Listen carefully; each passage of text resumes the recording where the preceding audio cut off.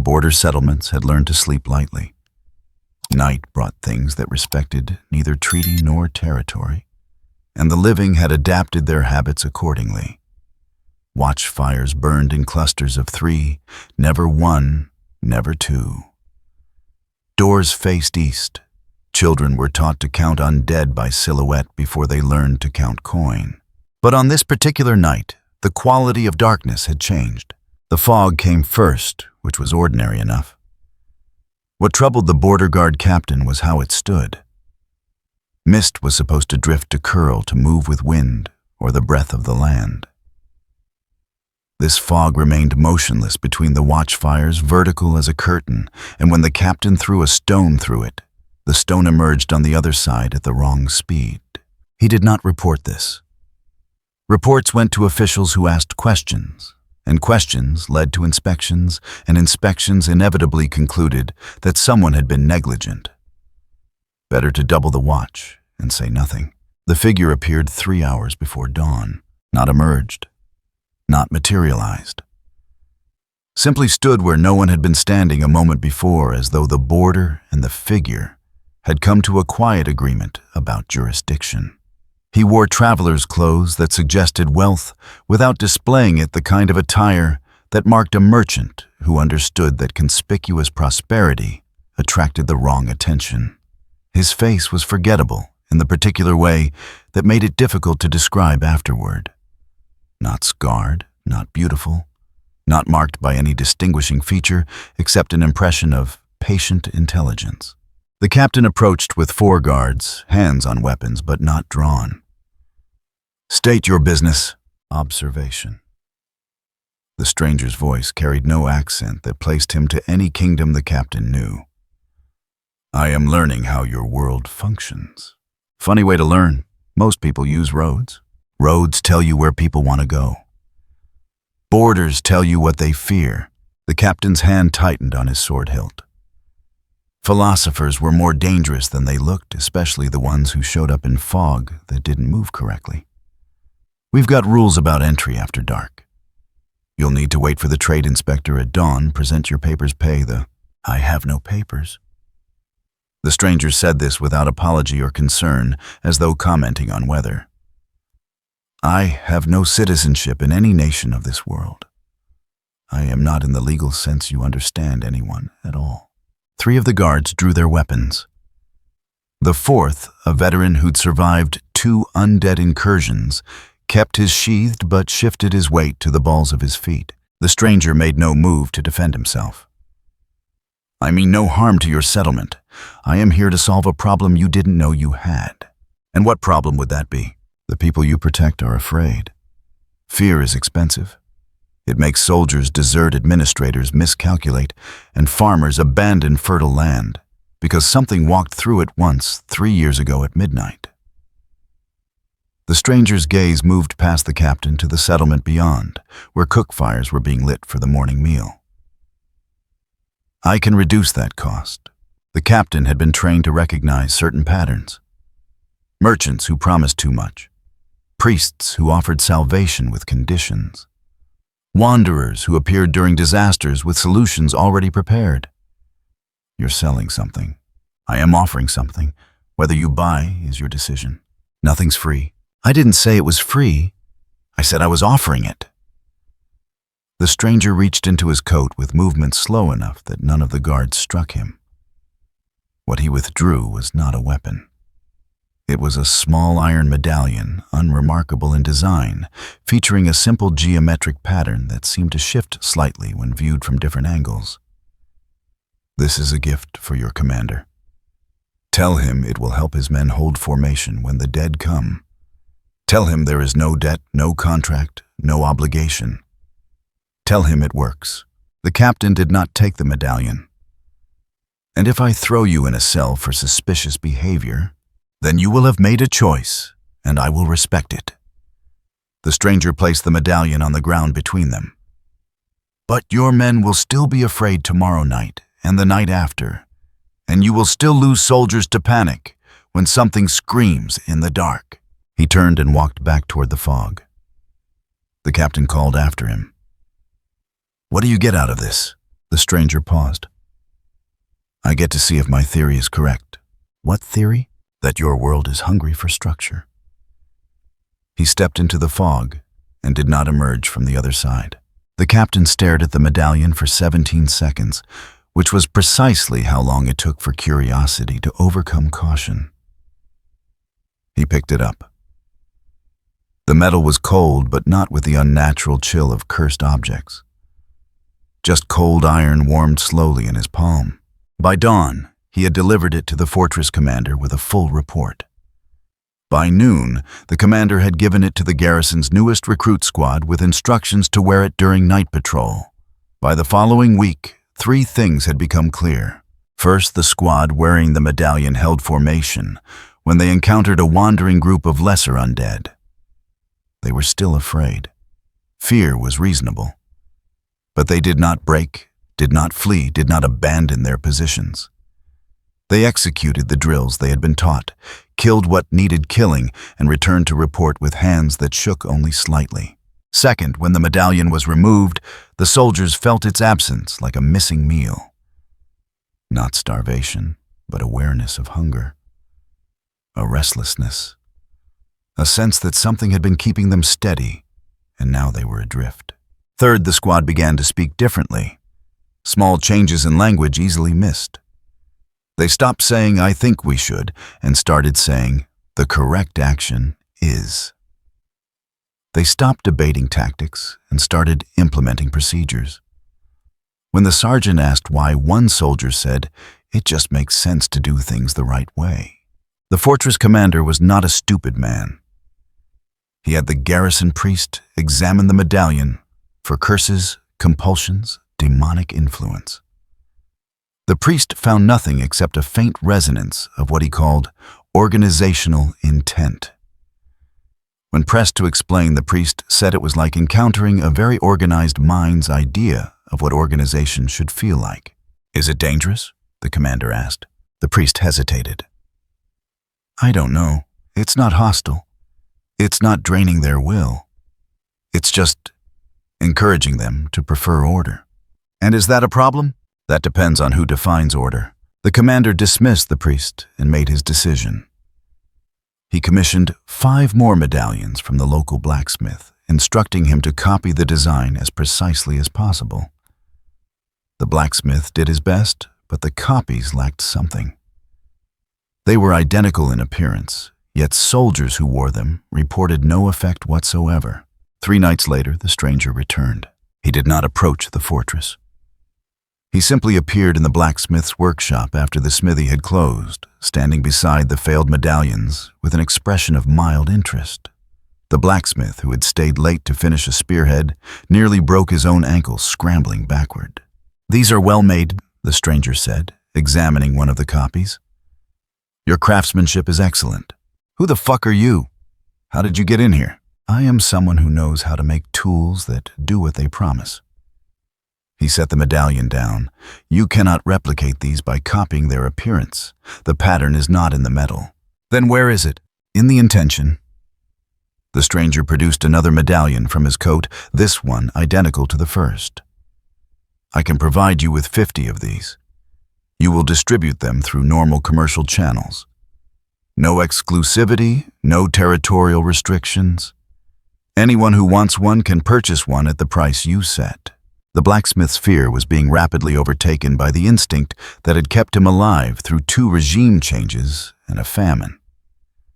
"What's your commission?" "I require no money. I require information. Who buys them? Who wears them? How far they spread?" The stranger placed the medallion on the workbench. "I am conducting an experiment in infrastructure. Your cooperation would be valuable." "And if I refuse?" "Then you refuse, and I find someone else, and you return to making normal medallions that do normal things." The stranger moved toward the door, though the blacksmith had not seen it open. "But I suspect you won't refuse. You're already thinking about how much to charge, whether to tell the fortress commander, how to position yourself as an exclusive supplier while maintaining plausible deniability." The blacksmith said nothing. "You're very good at surviving. The stranger continued. That's why I chose you. People who are good at surviving understand value when they see it. He left through the door this time, though the blacksmith still could not remember hearing it open or close. By the end of the month, 87 medallions had been distributed. The blacksmith had tripled his price after the first week, and demand had only increased. Soldiers bought them. Caravan guards bought them. Town militia captains bought them in bulk. A few priests bought them and attempted to consecrate them, which did nothing except waste holy water. The effects were consistent. Wearers reported feeling calmer under pressure, more focused, better able to follow procedures and protocols. The medallions did not make people fearless. Fear remained, but it became something that could be managed, incorporated into decision-making rather than overriding it. The cost remained consistent as well. Removing the medallion created discomfort. Not pain, not compulsion, but a sense of missing structure. Like entering a familiar room and finding the furniture rearranged. Most wearers adapted within a day or two. Some put the medallion back on. Reports began to filter through various channels. Merchants mentioned it to trade partners. Soldiers wrote letters home. A caravan master told a tavern keeper in a border town who mentioned it to a traveler who carried the information 300 miles north to a city where very serious people collected very specific kinds of intelligence. The slain theocracy had been monitoring the border regions for months. Undead activity had been increasing, and the political situation was delicate. The emergence of the Sorcerer Kingdom had forced a complete recalibration of strategic priorities. Anything that affected military effectiveness in undead contested areas warranted investigation. The agent who submitted the initial report was a junior analyst named Zinedine, recently promoted after his predecessor had been killed during a reconnaissance mission. His report was dry, factual, and appropriately cautious. He noted the medallion's effects, the pattern of distribution, the absence of obvious harmful side effects, and the unusual origin story involving a stranger who appeared in fog and vanished when observed. He also noted that the stranger had made no demands, collected no payment, and seemed primarily interested in observation. His superior, a woman whose name was classified even within the theocracy's intelligence apparatus, read the report twice. Then she sent Zinedine back to the border with instructions to acquire 5 medallions through different sources and return them for analysis. Zinedine returned with 7 medallions and a headache from interviewing 43 people who each had a different description of the stranger who'd started it all. Tall and short, young and old, dark-haired and fair. The only consistent detail was the voice, which everyone described as patient, and the eyes which no one could remember the color of. The medallions were delivered to the theocracy's specialists in magical analysis, curse detection, and theological verification. 3 different examination teams worked in isolation, comparing results only after completing their assessments. All 3 teams reached the same conclusion. The medallions were not cursed. They were not powered by demonic contract, undead essence, or divine blessing. They were simply very, very good at making people prefer organization over chaos. It's like wearing someone else's certainty, one analyst explained. Not their thoughts, not their orders. Just their conviction that there is a correct way to do things, and that doing things correctly is important. The question that troubled everyone was simple. Whose conviction? In the great tomb of Nazarick-Ein's, Ualgaun reviewed the weekly intelligence summary with the attention he'd once given to guild management spreadsheets. Most of the information was routine. Trade route data, diplomatic communications, border incident reports. One item caught his attention because Demiurge had flagged it with a notation that read, "Anomalous. Recommend investigation." The item described unusual uniformity in certain criminal organizations. Reduced infighting, increased operational efficiency, a notable decrease in betrayals, and a corresponding increase in what the intelligence report called procedural compliance. Ainz read it 3 times, trying to understand why Demiurge considered this significant. He was saved from having to ask by Albedo's arrival. She entered the throne room with a tablet containing additional reports, her expression suggesting she'd found something that required immediate attention. Ainz-sama, we've detected a pattern in the black market networks along our borders. Someone has been systematizing them, not destroying them, not taking them over, organizing them. Is this about the criminal efficiency report? Yes.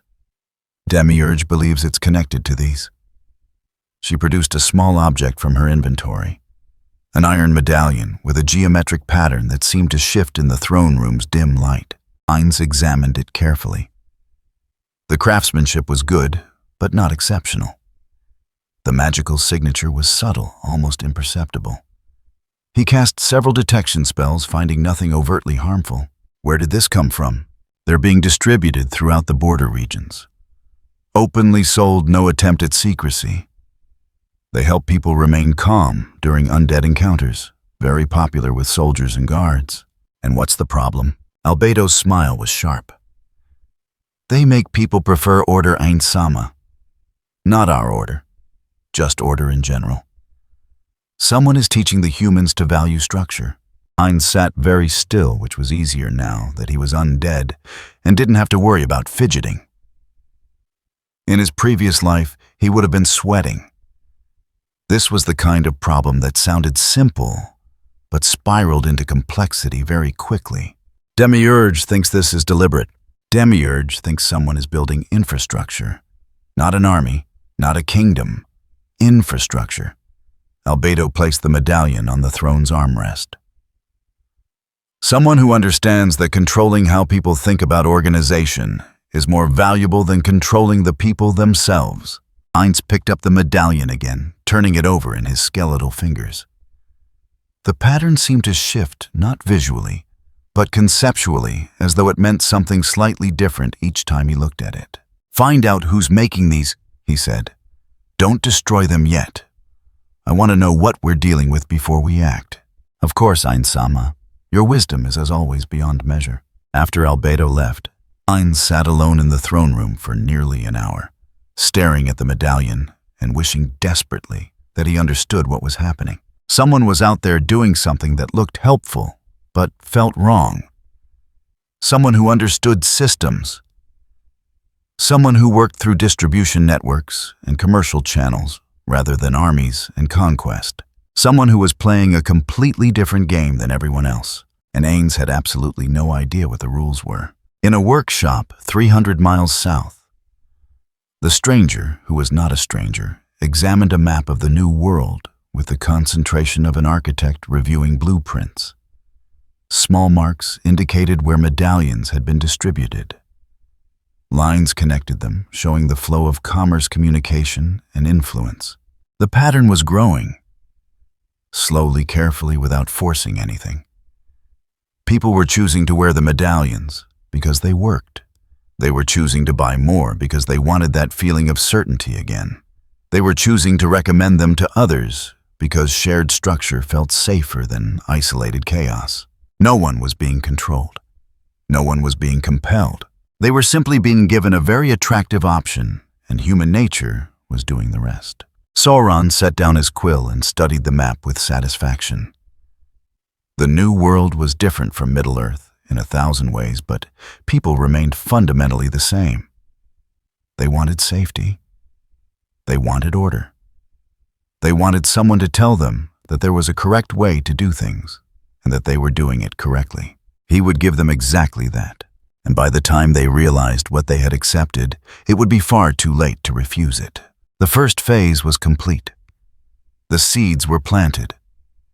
Now he simply had to wait and watch as the world taught itself to need him. The slain theocracy did not make decisions lightly, especially decisions involving objects that altered how people thought. The council chamber where such matters were discussed had walls thick enough to muffle screams, which was not decorative but functional. Interrogations happened 3 floors below, and soundproofing was expensive. Zinedine stood before the assembled cardinals with 7 medallions arranged on a velvet cloth. each one recovered from a different source across 3 different regions. His report had been submitted in writing 3 days prior. This meeting was not about information. It was about judgment. Cardinal Santini spoke fluent first, his voice carrying the particular dryness of someone who had overseen too many executions to retain illusions about human nature. Your report suggests these objects are not cursed, not demonic, and not powered by any recognizable magical tradition, and yet they alter behavior. They influence preference, Your Eminence. Not behavior directly. Wearers remain in full control of their actions.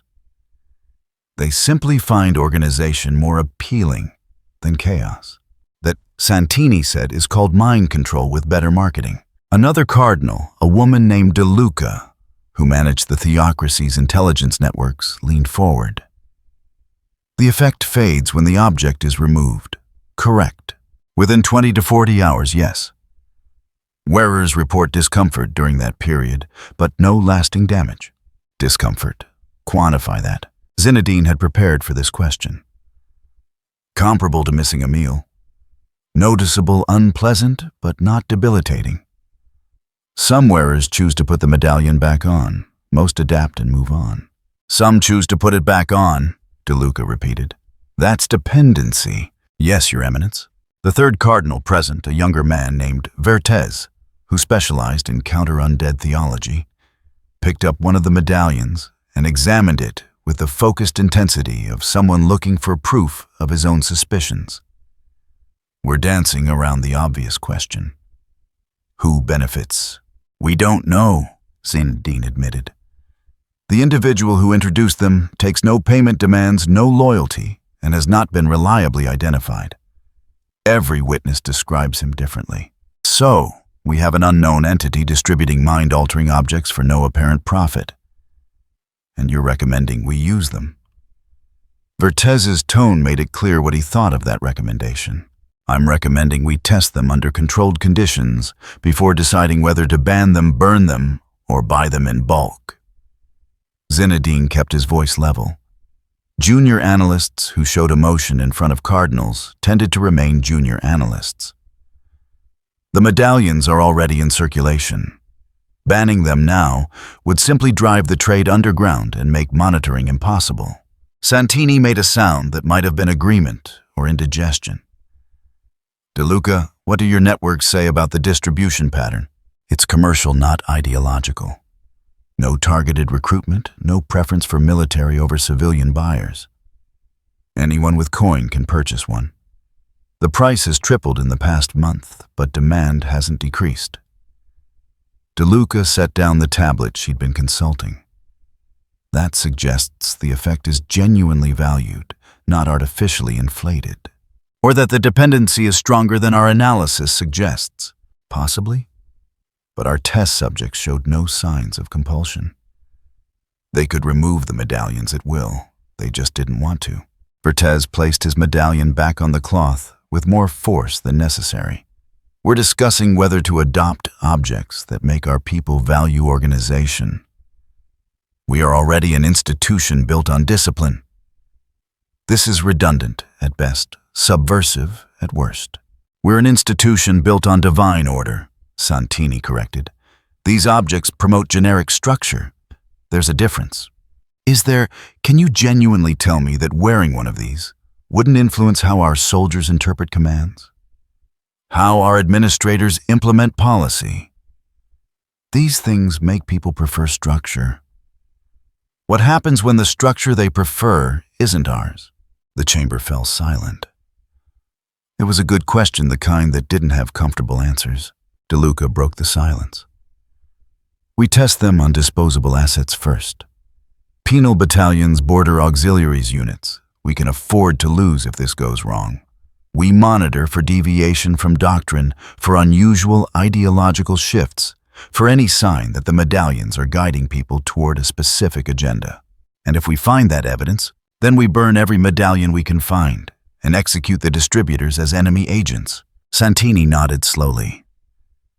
And if we don't find evidence, if they're exactly what they appear to be, useful tools with manageable side effects, then we exploit them. Our soldiers face undead. Fear breaks formations. Anything that reduces panic without compromising judgment is a tactical advantage we can't afford to ignore. Vertes looked like he wanted to argue further, but Santini raised a hand. Motion to authorize controlled field testing duration 90 days, restricted to auxiliary units with weekly psychological evaluations and doctrinal compliance reviews. Those in favor. 2 hands rose. Vertes kept his down. Motion carries. DeLuca, it's your operation. Zinedine, you're her liaison. I want reports every 10 days, not weekly. If something goes wrong, I want to know about it while we can still contain the damage. The meeting ended with the efficiency that characterized all theocracy business. Zinedine gathered the medallions and followed DeLuca out of the chamber, waiting until they were 3 corridors away before speaking. You think they're dangerous? I think anything that makes people easier to govern is dangerous in the wrong hands. DeLuca walked with the brisk pace of someone who had 17 other problems to solve before sunset. But we're at war with an undead kingdom that can raise our own dead against us. Pragmatism takes priority over philosophy. And if the tests show the medallions are influencing people toward a specific agenda, then we'll deal with it. We've dealt with worse. She stopped at an intersection, glancing both ways, before continuing in a lower voice. You did good work on this, Zinedine. Thorough analysis, appropriate caution, no overreach in your conclusions. Keep that up, and you'll make senior analyst within 2 years. Thank you, ma'am. Don't thank me. Just don't fuck it up. She turned left toward the intelligence wing, leaving Zinedine alone with 7 medallions and the growing certainty that he'd just helped authorize something that would end badly. The field tests began 4 days later. 3 auxiliary units stationed along the border received medallions as part of what was officially described as experimental equipment evaluation. The soldiers were told the medallions had been blessed by the theocracy's priests to provide courage in battle. This was technically true in that the priests had attempted to bless them. The blessings hadn't done anything, but the soldiers didn't need to know that. The first unit encountered undead within a week. A patrol of 8 soldiers, 4 wearing medallions and 4 without, stumbled across a group of zombies that had wandered away from a larger horde. Standard doctrine called for immediate retreat and reinforcement request. The patrol followed doctrine. The difference was in execution. The 4 soldiers without medallions retreated in good order, but showed visible signs of stress. Elevated heart rates, rapid breathing. 1 case of stress-induced vomiting after reaching safety. The 4 with medallions retreated with what the after-action report called procedural calm. They were afraid, but the fear was managed incorporated into their tactical assessment rather than overriding it. No one broke formation. No one panicked. No one made errors that would have required disciplinary action. The report reached DeLuca's desk alongside 6 similar reports from other engagements. She read them all twice, then forwarded them to Santini with a 1-sentence summary. Effect confirmed. No doctrinal deviation detected. By the end of the first month, the theocracy had distributed medallions to 12 auxiliary units across 4 different border regions. Casualty rates dropped by 18%. Desertion rates dropped by 23%. Disciplinary incidents dropped by 41%. The soldiers were not fearless. They were not unquestioning. They simply executed their training more consistently, with fewer errors caused by panic or poor judgment under stress. Zinedine compiled the data into a comprehensive report that concluded with a recommendation for expanded deployment. He submitted it knowing exactly what would happen next. The theocracy would approve expanded deployment. They would order more medallions through commercial channels to maintain plausible deniability. They would begin issuing them to frontline units, then rear-echelon support staff, then administrators who worked in undead contested regions. Within 6 months, 20% of the theocracy's military and administrative personnel would be wearing them, and no one would notice when they started speaking just slightly differently. When I believe became the proper method is. When debate shortened and implementation accelerated. When individual judgment gradually aligned with collective procedure. It would feel natural, organic, like people were simply becoming more professional, more disciplined, more effective at their jobs. Zinedine understood this because he was wearing a medallion himself. Had been wearing it for 3 weeks, ever since DeLuca had suggested it might help him manage the stress of the investigation.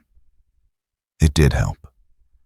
He felt more focused, more capable of organizing information, more certain about appropriate filing procedures and analysis frameworks. He also felt in quiet moments, when he removed the medallion before sleeping, a faint discomfort that might have been awareness of manipulation or might have been nothing more than missing the certainty it provided. He chose to wear it the next morning. The choice felt rational, justified by the obvious benefits. That was what troubled him. Every rationalization sounded perfectly reasonable. 300 miles southeast, in a tavern that catered to merchants who preferred not to ask questions about cargo manifests, a different kind of transaction was taking place. The man who entered the private room was not the stranger from the border. He was an intermediary, someone whose face would be forgotten by morning and whose name was probably false. He carried a leather case containing 50 medallions and a proposal that had been carefully rehearsed. The 3 individuals waiting for him represented what remained of the 8 Fingers organization after the Sorcerer Kingdom had systematically dismantled its previous leadership. They were cautious, scarred by recent catastrophes, and deeply suspicious of anyone offering solutions. "You're late," said the woman who ran the smuggling operations. Her name was Corin, and she had survived 3 assassination attempts by being very good at reading situations. "I'm precisely on time. You arrived early because you're nervous." The intermediary set the case on the table without opening it. "Shall we discuss your problems?" "We don't have problems. We have business. You have chaos pretending to be business. Your supply lines are fragmented. Your security is compromised. You've lost 3 distribution hubs in 2 months because someone talked, someone stole, or someone decided personal profit mattered more than organizational survival." Corin's expression didn't change. But the man beside her, a thin individual who managed the protection rackets, leaned forward. "And you're selling solutions. I'm offering structure. Whether you buy it is your decision." The intermediary opened the case. The medallions gleamed in the lamplight, identical and unremarkable except for the pattern that seemed to shift when viewed from different angles. These help people prefer organization over chaos. Your distributors will betray you less. Your guards will follow procedures better. Your accountants will make fewer creative errors. He selected one medallion and placed it in the center of the table. "Test it yourself. 30 days. If it doesn't deliver what I've promised, destroy it and forget we met. And the price? You will distribute these through your networks. Not as magic items, just as merchandise. You set the price, you keep the profit. All I require is information about where they go and who buys them." The third individual, an older man who ran the loan operation and spoke for the first time. "No one trades valuable merchandise for information." "What's the actual cost?" "The actual cost is that you will become dependent on the structure they provide. Your organization will run more smoothly. You will make fewer mistakes. And when you try to stop using them, you will feel their absence like missing teeth." The intermediary's voice remained perfectly level. "I am not lying about the price. I'm simply betting that you'll choose to pay it anyway." Corin picked up the medallion, examining it with the careful attention of someone who had survived by recognizing traps. "How do we know these aren't cursed, that you're not binding us to some kind of contract?" "You have them examined by whatever specialist you trust. You test them on disposable assets first. You proceed cautiously, as intelligent criminals should." The intermediary stood. "I'll return in 30 days. If you're interested in expanding the arrangement, we'll discuss terms. If not, I'll find someone else." He left the case on the table and departed without waiting for a response. Corin waited 90 seconds after the door closed before speaking. "Thoughts? It's a trap," the loan manager said immediately, obviously. "The question is what kind of trap and whether we can spring it without getting caught." She turned to the protection specialist. "Get these to Merchant. Have him check for curses, bindings, anything that suggests magical compulsion. And if they're clean, then we test them on the new recruits, the ones who are too stupid to steal, but too ambitious to trust." Corin placed the medallion back in the case.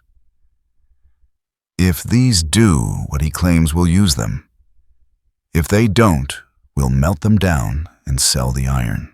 The merchant was a fence who specialized in magical items and employed 3 different mages to verify authenticity. His examination took 6 hours and concluded with a verbal report delivered in the back room of his shop. They're not cursed. They're not binding anyone to contracts. They're just very efficiently designed to make people prefer patterns over randomness. He handed one medallion back to Corin. "Whoever made these understands behavioral conditioning at a level I've never seen. This isn't magic forcing you to obey. It's architecture that makes obedience feel natural. Is that better or worse than a curse? Worse. Curses can be broken. This just makes you complicit in your own control." Corin tested the medallion on 3 new recruits who'd been brought into the organization within the past month. Young, desperate, the kind of people who would betray anyone for enough coin or sufficient pressure. Within 2 weeks, they stopped stealing from the organization. They showed up on time. They followed instructions without requiring threats. One of them voluntarily reported another criminal's plan to double-cross a supplier because it violated proper procedure. The changes were subtle, gradual, and exactly what the intermediary had promised. Corin authorized distribution through the black market networks. The medallions sold quickly, priced high enough to suggest value, but low enough to encourage bulk purchases. Within a month, they had spread to 7 different cities. The criminal underworld began to stabilize.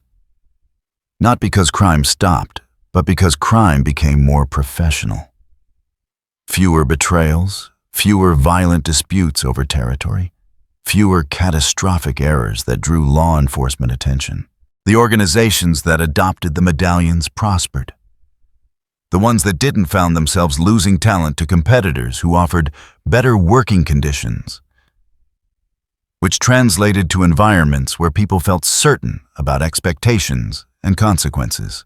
No one noticed when the language changed, when criminals stopped talking about what we want to do and started discussing established protocols. When individual initiative gave way to systemic implementation, it felt like maturity, like professionalism, like the natural evolution of successful organizations. And by the time anyone recognized what had happened, the structure was already load-bearing. Removing it would cause collapse, and survival mattered more than philosophy. In the great tomb of Nazarick, Demiurge presented his findings to Ainz with the careful precision of an architect explaining a blueprint. The medallions are not an attack, they're infrastructure. Ainz listened from his throne, projecting calm authority, while internally wondering if he should have paid more attention to those management textbooks his guild had jokingly recommended. Explain. Whoever is distributing these objects is not trying to build an army or establish a kingdom. They're building dependency. The theocracy is using them. The black markets are using them. Border militias are using them. And each group believes they're exploiting a useful tool, but they're not. They are. That's what makes this elegant. The medallions genuinely work. They provide real benefits. But those benefits come with a cost that people only notice after they've already paid it. Demiurge gestured to the map on the wall, where small markers indicated confirmed medallion distribution. This is not conquest. This is cultivation. Albedo, standing to Ainz's right, spoke with the cold certainty that made her so effective at administration. We should eliminate the source. Find whoever is making these and demonstrate what happens to those who operate in our sphere without permission. We don't know who the source is, Demiurge countered. We've traced the distribution networks, but they all lead to intermediaries. No one has met the actual manufacturer. It's a system designed to function without centralized control. Heinz processed this, trying to think like the guild master he'd once been, rather than the undead overlord he'd become. So we're dealing with an entity that grasps operational security. We're dealing with a mind that comprehends the real power. Lies not in controlling people, but in controlling the systems people use to control themselves. The throne room was silent for 17 seconds. Find the source, Ain said finally. Don't destroy the distribution networks yet. I want to know who we're dealing with before we act. But prepare contingencies. If this becomes a threat, I want options for rapid response. Of course, Ain-sama. Demiurge bowed. Your strategic foresight is as always beyond compare. After they left, Aunt sat alone and thought about systems, about infrastructure, about the difference between ruling through fear and ruling through necessity. Someone out there understood that distinction very well, and that worried him more than any army. The underworld operated on different principles than legitimate commerce. Trust was a liability. Loyalty was purchased by the hour, and the only reliable constant was self-interest. This made it predictable in ways that governments and guilds could never be. Sauron had spent 2 months observing the criminal networks that threaded through the New World cities like veins through tissue. He watched how information moved, how coin changed hands, how territory was negotiated through violence or the credible threat of it. The system was inefficient, prone to collapse, and remarkably resilient precisely because it had no central authority to destroy. It was also perfect for his purposes. The man he needed to meet ran a forgery operation out of a print shop in Riastes's capital. Officially, the shop produced religious pamphlets and merchant contracts. Unofficially, it produced travel papers, land deeds, and letters of credit that could survive most inspections. The forger's name was Kelvin, and he had survived 3 intelligence sweeps by being indispensable to everyone and loyal to no one. Sauron arrived at the shop an hour before dawn, when the streets were empty, except for those who had reasons to avoid daylight. The door was locked, but the mechanism yielded to a length of wire and patient manipulation that suggested long practice with such obstacles. Kelvin was working on a particularly complex seal when the door opened without being unlocked. He reached for the knife under his desk, then stopped when he saw who had entered. Not because he recognized the visitor, because something about the man's presence suggested that knives would be irrelevant. We're closed, Kelvin said, keeping his hand near the blade. Anyway, you're working. That's sufficient. Sauron closed the door behind him with a gesture that made no sound. I have a business proposition that requires your particular expertise.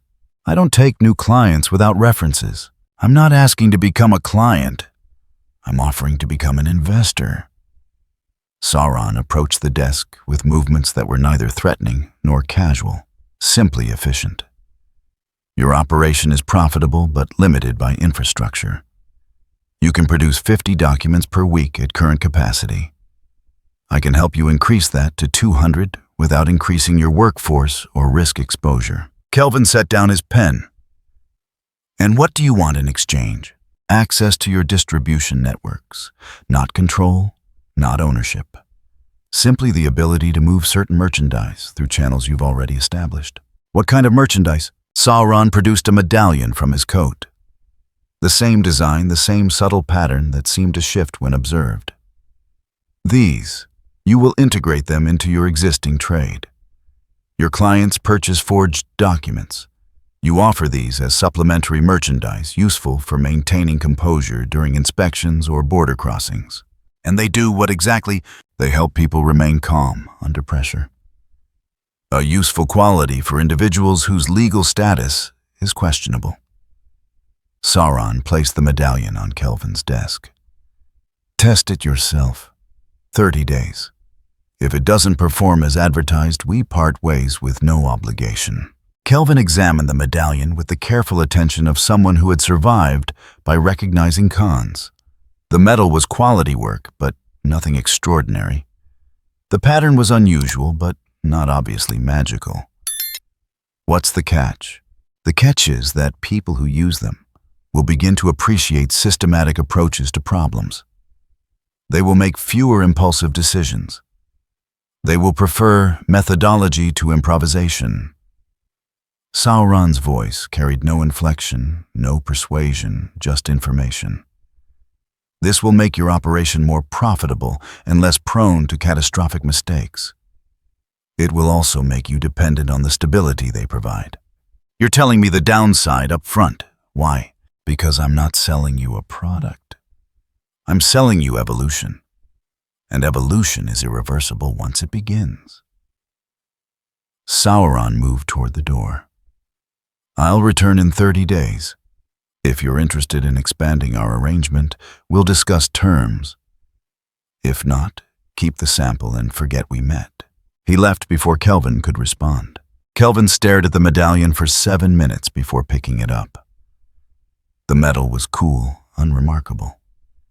He slipped it into his pocket and returned to work, dismissing the encounter as another con artist with better presentation than most. 2 days later, he put the medallion on while working on a particularly complex forgery that required replicating 3 different official seals. The work demanded absolute focus, and he needed every advantage. The effect was subtle. Not a rush of clarity or surge of confidence, just a gradual sense that his movements were aligning with some deeper pattern. His hands steadied. His breathing slowed. The careful process of matching ink composition pressure and angle became less conscious effort and more natural rhythm. He completed the forgery in 6 hours instead of the usual 9. When he removed the medallion before sleeping, he felt the absence like a missing tool. Not painful, not desperate, just aware that the work would be harder tomorrow without it. He wore it again the next morning. By the end of the month, Kelvin had reorganized his entire operation. Production increased by 40% without hiring additional staff. Error rates dropped to almost nothing. His network of couriers became more reliable, his clients more punctual with payments, his security more attentive to proper procedures. When Sauron returned exactly 30 days later, Kelvin was ready with a proposal. I want 500 units. I'll distribute them through my network, take 20% of sales revenue, and provide you with quarterly reports on movement patterns. Acceptable. But I'll require more than sales data. I need information about behavioral patterns, which clients adopt them quickly, which resist. How the merchandise spreads through secondary networks. That's intelligence gathering, not commerce. That's the price. Your organization becomes more efficient. I receive data about how efficiency spreads through criminal populations. We both benefit. Kelvin understood he was being maneuvered into something larger than a simple trade agreement. He also understood that refusing would mean watching competitors adopt this advantage while he remained static. Agreed. But if this draws law enforcement attention, it won't. The merchandise is legal, the distribution is commercial, and the effect is subtle enough that authorities will dismiss it as superstition or placebo. Sauron produced a leather case containing 500 medallions already prepared. One additional term. You will not attempt to reverse engineer these or discover their source. Such attempts would be unprofitable for both of us. Understood. They concluded the arrangement with the efficiency of professionals who understood that elaborate contracts were less reliable than mutual interest. Kelvin would distribute the medallions. Sauron would receive quarterly reports. Both would profit from the arrangement until one of them found a better option. 3 months later, the criminal networks across 7 major cities had been quietly transformed. Theft became more organized. Smuggling operations ran on predictable schedules. Protection rackets shifted from random violence to systematic enforcement. Information brokers developed standardized pricing. Assassins began filing reports about contracts instead of simply disappearing after jobs. The criminals were not becoming lawful. They were becoming professional. Border guards noticed fewer chaotic incidents and more careful execution. City watch commanders reported that criminal activity was somehow easier to track because it followed patterns. Magistrates found themselves processing cases where evidence was better organized testimony, more consistent confessions, more detailed. No one connected these changes to the small iron medallions that were spreading through the underworld like a new currency. The theocracy's intelligence networks noticed the shift in criminal behavior during routine surveillance operations. One of DeLuca's analysts submitted a report noting the correlation between medallion distribution and increased organizational discipline in illegal enterprises. DeLuca read the report twice, then forwarded it to Zinedine with a single question. "Is this the same source we've been tracking?" Zinedine spent a week confirming the connection. Same medallions, same distribution pattern, same behavioral effects. The criminal underworld was adopting the same tools the theocracy's military had been testing, and for the same reasons. They worked. He compiled his findings into a brief that concluded with an observation that made DeLuca's next meeting with Cardinal Santini considerably more tense. The medallions are not being distributed through ideological networks or military channels. They're being distributed through purely commercial infrastructure. Whoever is behind this is not building an organization. They're building a dependency that transcends organizational boundaries. Santini read the brief in silence, his expression revealing nothing. Recommendation: we can't stop the distribution without revealing our own use of the medallions. Banning them now would require explaining why the theocracy's military is using objects we're simultaneously declaring illegal. Zinedine kept his voice level. We're already complicit in the infrastructure being built. Then what do you recommend? We accelerate our timeline for identifying the source. This isn't random entrepreneurship. Someone is engineering social change at scale. And we need to know who before they've successfully integrated themselves into too many systems to extract. DeLuca, who had been listening from her position near the window, spoke without turning. We've been trying to trace the source for 3 months. Every distribution node leads to an intermediary who leads to another intermediary. It's a system designed to function without revealing its architect. Then we change our approach. Santini set down the brief. Stop tracking the distribution. Start tracking the behavioral changes. If the medallions are creating patterns, those patterns might reveal the underlying design philosophy. And philosophy might tell us who we're dealing with. It was a reasonable strategy that would yield results in approximately 6 months, which would be 5 months too late to prevent the infrastructure from becoming permanent. Zinedine understood this. DeLuca understood this. Santini understood this. They pursued the strategy anyway, because alternatives required admitting they were already trapped in a system they couldn't escape without destroying their own operational capacity. The slain theocracy was not accustomed to losing. They were even less accustomed to losing without realizing they were in a competition. In the great tomb of Nazarick, Albedo presented Aints with a report that had required 6 weeks of investigation and the deployment of assets across 12 different cities. We've identified 37 distribution nodes for the medallions. All of them operate through legitimate or semi-legitimate commercial channels. None of them report to a centralized authority that we can detect. Aints studied the map where the nodes were marked. They formed a pattern that looked almost organic, spreading like roots through soil. And the source, the unknown. Every node receives shipments from suppliers who receive shipments from other suppliers. We've interrogated 7 different intermediaries. None of them can identify the original manufacturer. They're lying. No Ainsama. They genuinely don't know. The system is designed so that no single node contains enough information to compromise the whole.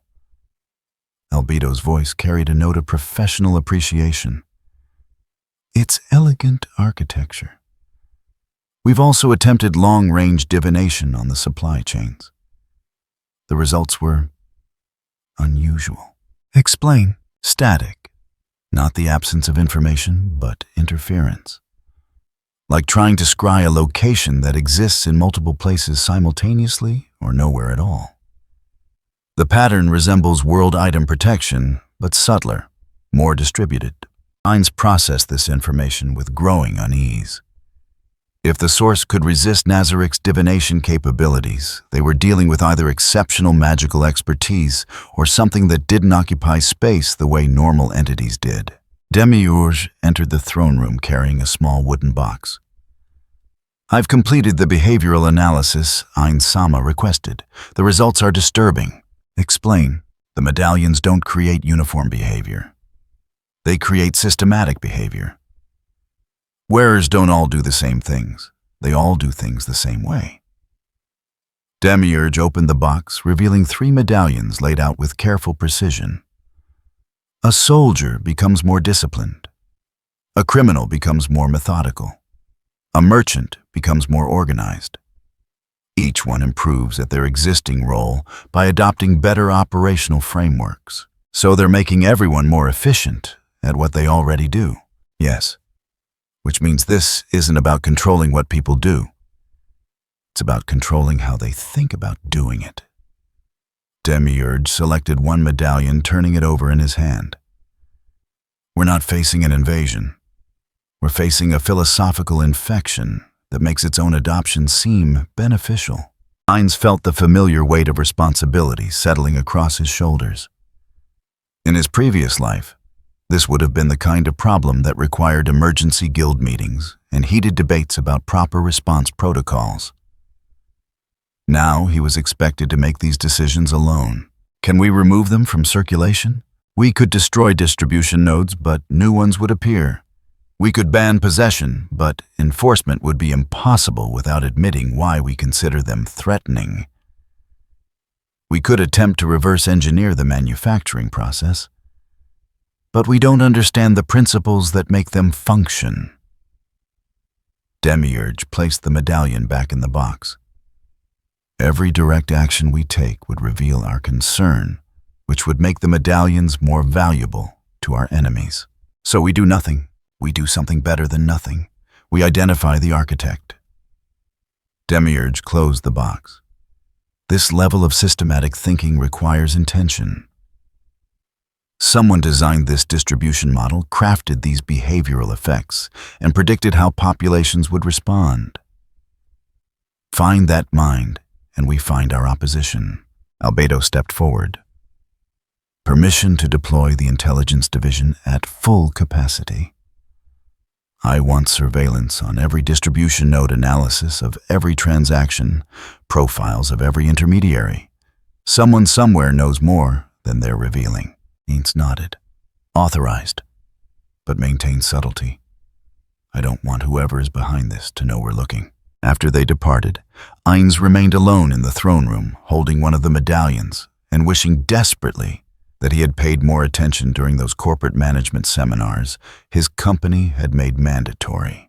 Someone was out there building infrastructure that made people want to adopt it.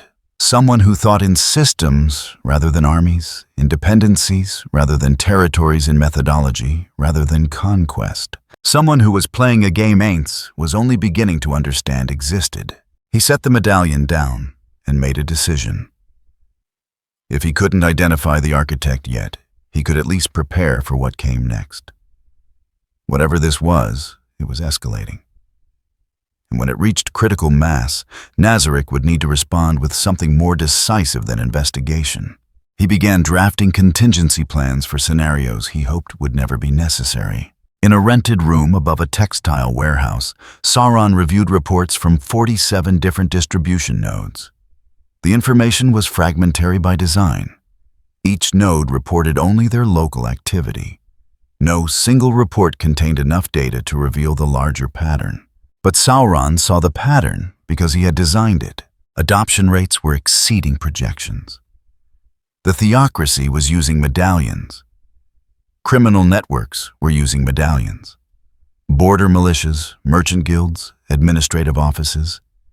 Even some churches had begun acquiring them through normal commercial channels. No one suspected coordination because there was no coordination to suspect. Just useful tools spreading through natural market forces. The behavioral changes were progressing exactly as designed. Language was shifting. People were beginning to speak in terms of procedures and proper methods. Decisions were being made based on systematic thinking rather than impulsive judgment. The new world was teaching itself to value the very things Sauron represented, not through conquest, not through conversion, simply through the gradual realization that organized approaches produced better outcomes than chaotic ones. He set down the reports and considered his next move. The infrastructure was established. Distribution networks were self-sustaining. The population was becoming acclimated to the idea that external tools could improve internal discipline. Now came the more delicate phase. The one that would determine whether this world could be shaped into something sustainable or whether it would require more direct intervention. He needed to test whether the seeds he'd planted would grow into the garden he envisioned, or whether resistance would require different cultivation methods. The test would come soon. He could feel the tension building in the system the way pressure accumulated before release. Nazarick was investigating. The theocracy was analyzing. Both were beginning to recognize that something was changing beneath the surface of ordinary commerce. The question was whether they would understand what they were facing before it was too late to matter. Sauron suspected they would not. People rarely recognized the foundations being laid beneath them until the building was already standing. The first sign that Nazarick's investigation had shifted from observation to action came when a shipment of medallions simply vanished between two distribution nodes. Not stolen, not intercepted by bandits or law enforcement.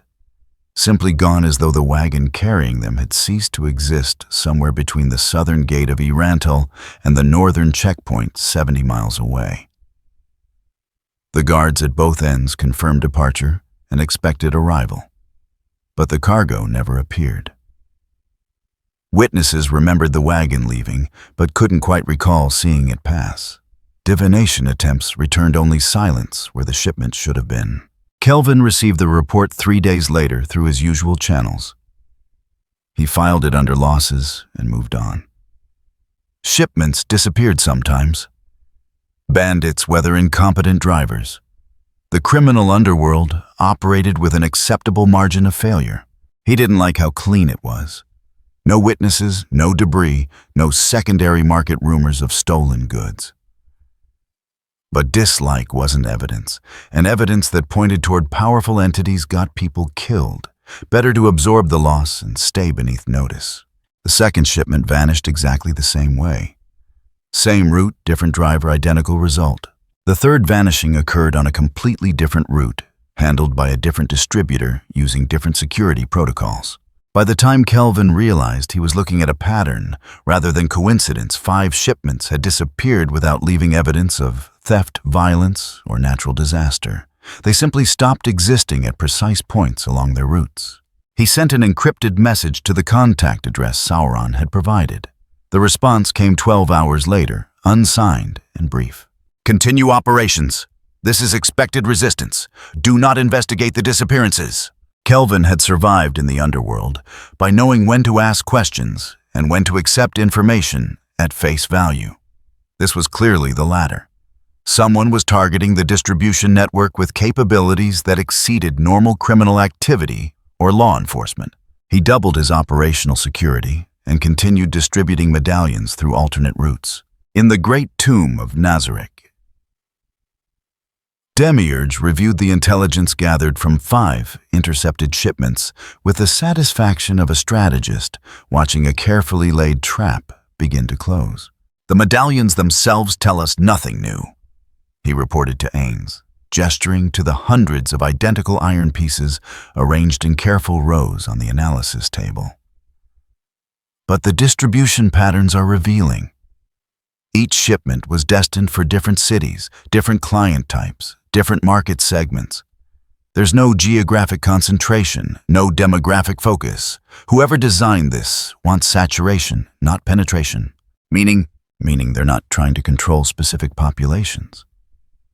They're trying to establish baseline presence everywhere, like roots spreading through soil before the tree grows visible above ground.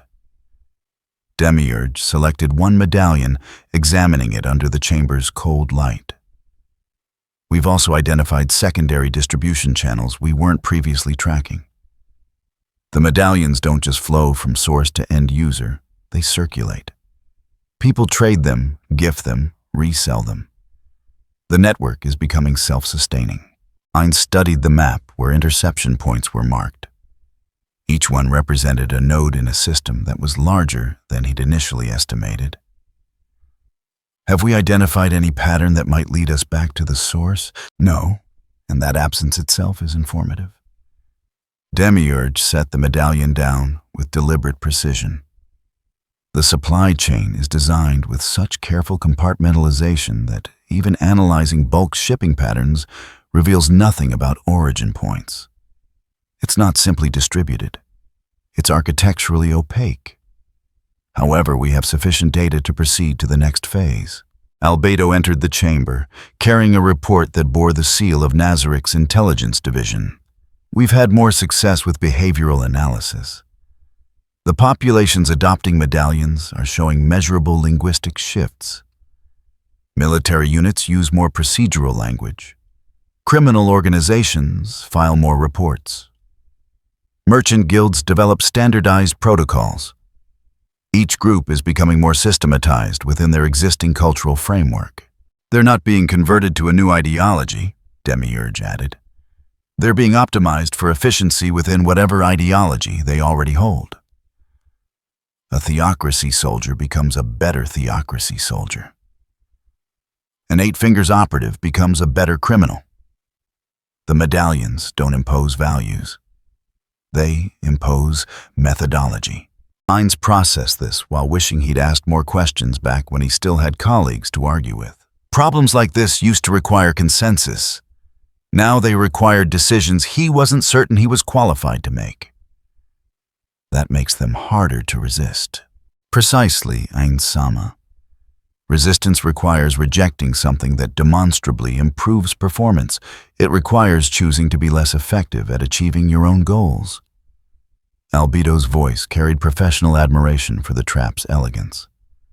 The only rational response is adoption, and adoption spreads the infection. So our interceptions are just slowing the inevitable. Yes, unless we can identify the architect and eliminate them before the infrastructure becomes irreversible. Demiurge returned to the map, tracing invisible lines between nodes. Which brings us to our next move. We've been intercepting shipments to gather intelligence. That phase is complete. Now we need to use those interceptions to force a response. Explain.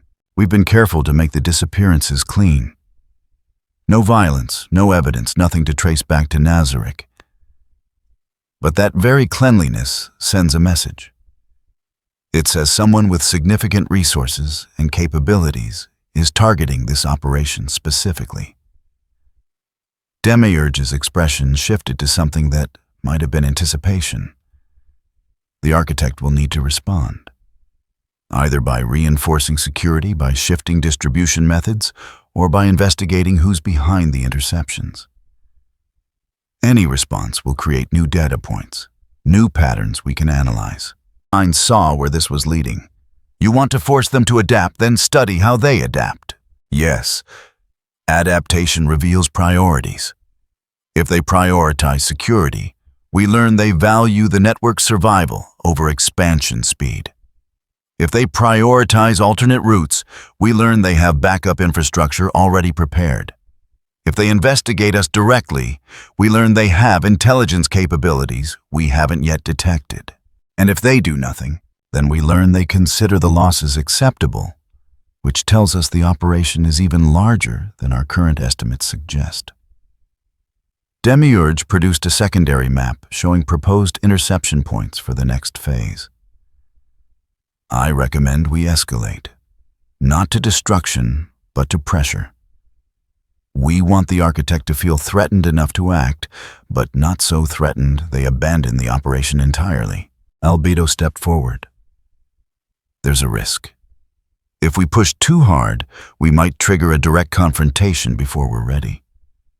We still don't know what we're dealing with, which is why we maintain subtlety, Demiurge countered.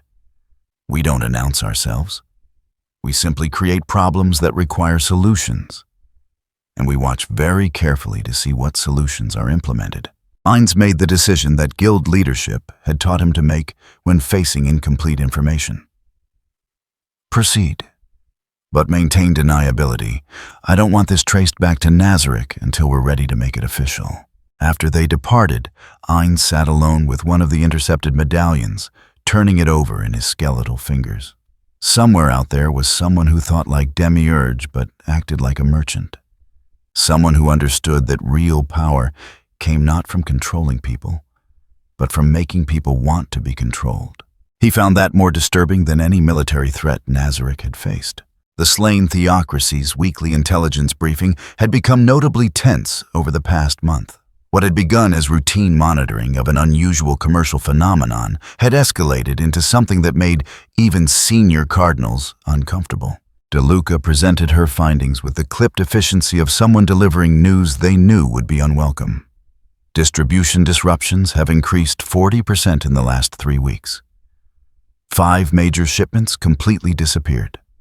No theft, no violence, no environmental causes we can identify. Cardinal Santini absorbed this without visible reaction. Coincidence or intervention? Intervention.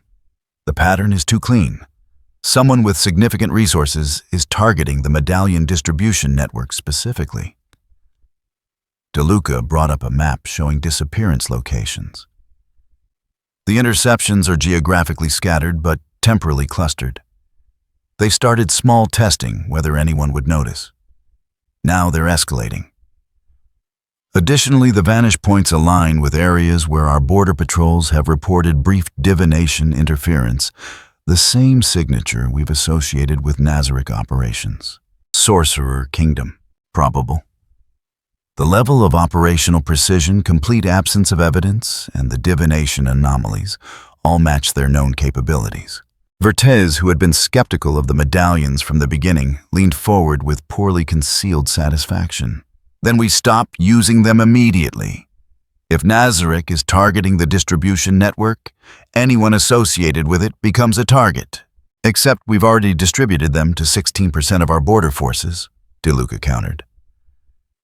And casualty rates in those units have dropped 22%.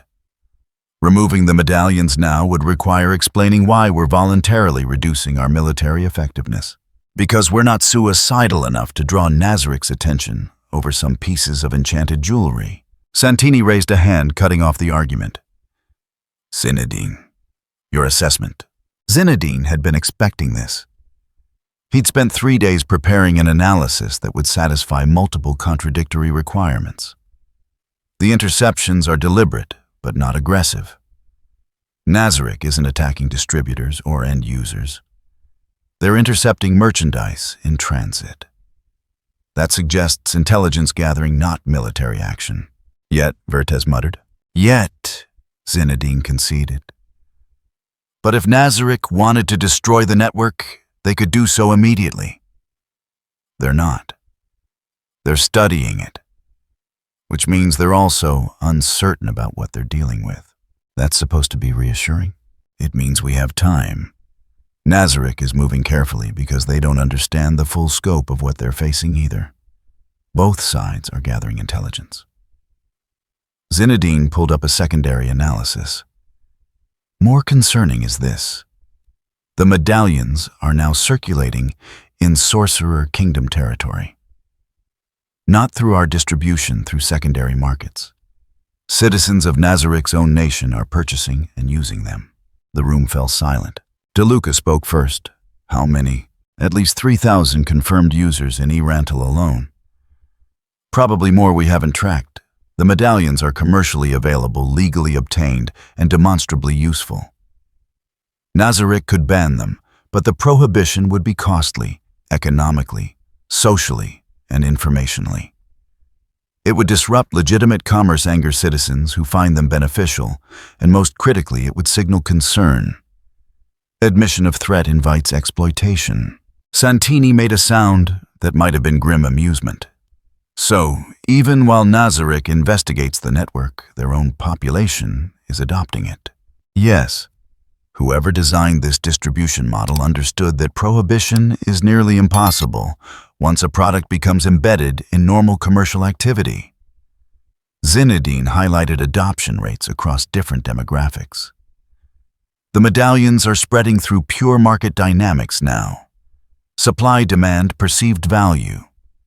The original distribution network could disappear entirely, and the proliferation would continue. Then the interceptions don't matter, Vertes said. The interceptions matter because they tell us Nazarick is taking this seriously enough to act, Zinedine corrected. But you're right that they can't stop the spread through interdiction alone. The infrastructure is already too distributed. Santini stood, which signaled the meeting was entering decision phase. Recommendation. We continue using the medallions, but increase operational security. We don't acknowledge the interceptions publicly. We quietly prepare for the possibility that Nazarick will eventually trace the network back to us. DeLuca's voice remained level. And we accelerate efforts to identify the source before Nazarick does. Because whoever created this system is either a valuable ally or an existential threat, and we need to know which before anyone else figures it out. The decision was made through silence rather than vote. The theocracy would continue its current course, aware that they were in a race they might already be losing. After the briefing ended, Zinedine remained in the chamber staring at the map, where adoption rates glowed like slow-spreading fire. He thought about systems that sustained themselves through utility rather than coercion. About how the most effective control often felt like freedom, because you were choosing to comply with something that genuinely helped you. He thought about the medallion in his pocket that he'd removed that morning, but would probably put back on tomorrow. And he wondered whether recognition of manipulation counted as resistance when you chose to be manipulated anyway. In a modest apartment overlooking Rey Estiz's merchant quarter, Sauron reviewed reports from distributors who were adapting to the interceptions with exactly the resourcefulness he'd anticipated. Alternate routes were being established.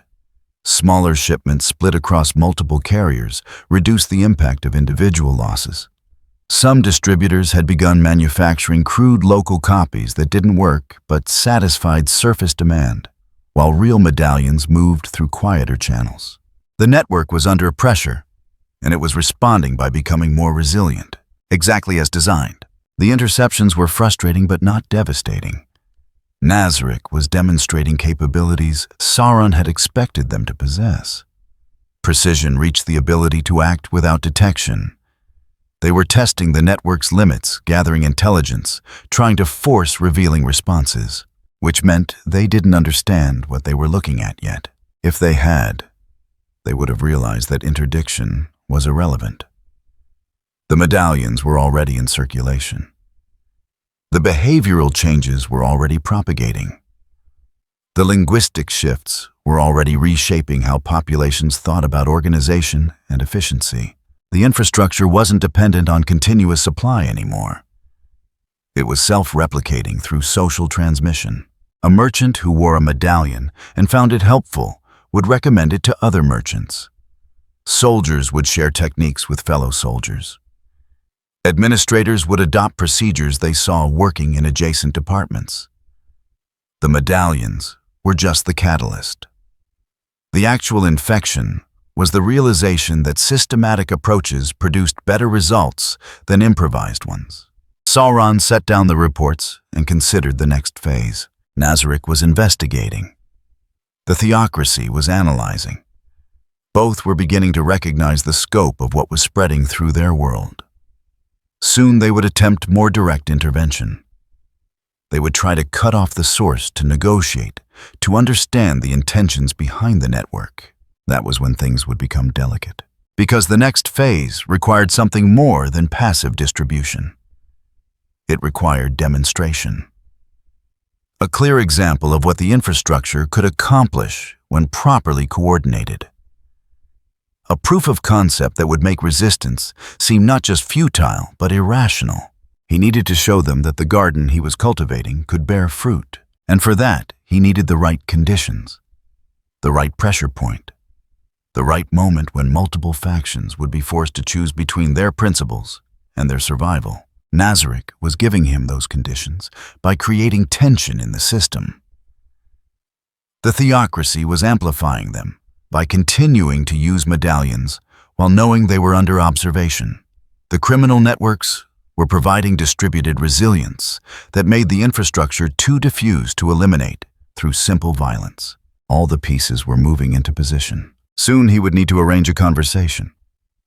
Not with distributors or intermediaries, but with decision-makers, with people who had the authority to recognize what was being offered and the intelligence to understand its implications. The gift exchange would need to be formal, measured, an offer made between powers that understood the weight of what they were negotiating. He began drafting the terms of an approach that would seem reasonable, beneficial, and completely impossible to refuse without revealing weakness. The kind of proposal that would force both sides to acknowledge they were no longer investigating a commercial phenomenon, but engaging with a political entity that had been operating beneath their notice all along. In 3 weeks, the envoy would depart, carrying credentials that no one could verify, and authority that no one could challenge, speaking words that Sauron would choose, but delivering them with the voice of someone else entirely. The first direct contact between the architect and his opposition, he smiled at the elegant simplicity of it. They would demand to know his identity, his goals, his territory, and he would give them answers that were completely truthful and entirely uninformative. Because the real answer to all those questions was already spreading through their cities, their institutions, their languages. They just hadn't recognized it yet. The envoy arrived at the Sorcerer Kingdom's administrative checkpoint in Erantal precisely at noon, requesting formal audience with the Supreme One. The timing was either remarkable discipline or a deliberate statement about punctuality. Given everything Demiurge had learned about their opponent's attention to detail, he suspected the latter. The figure was unremarkable in the way that made professional spies nervous. Average height, generic features clothing that suggested education without declaring wealth. The kind of person you would forget within an hour of meeting them, which made them extremely memorable to anyone trained to notice such things. What made the guards hesitate was the diplomatic seal they carried. Not a forgery. Forgeries had Tell's imperfections, traces of deception. This seal had already been subjected to preliminary verification before the envoy was allowed this far. Every authentication spell returned the same unsettling result valid, but with no referent. It authenticated itself without pointing to any chain of custody, any issuing authority, any existing diplomatic framework. The seal simply asserted its own legitimacy, and magic could find no grounds to dispute the assertion. The guard captain sent word to the throne room while keeping the visitor under observation. Demiurge received the message within minutes and made his way to the entrance, with Albedo both curious about what would happen when their invisible opponent finally chose to become visible. The envoy waited with the patience of someone accustomed to being made to wait. No fidgeting, no impatience, no attempts at conversation with the guards. Just stillness that suggested either extensive training or fundamental absence of anxiety. When Demiurge and Albedo arrived, the envoy bowed with exact formality. "I bring greetings from an interested party to the Supreme One of Nazarick. I request audience to deliver a message and proposal." Demiurge studied the figure carefully. "Your credentials are unusual. What nation do you represent?" "No nation. I represent an organizational interest that operates across territorial boundaries.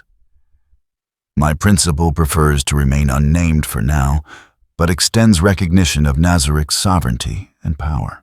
"How convenient. And what prevents us from simply extracting your principal's identity through more direct methods?"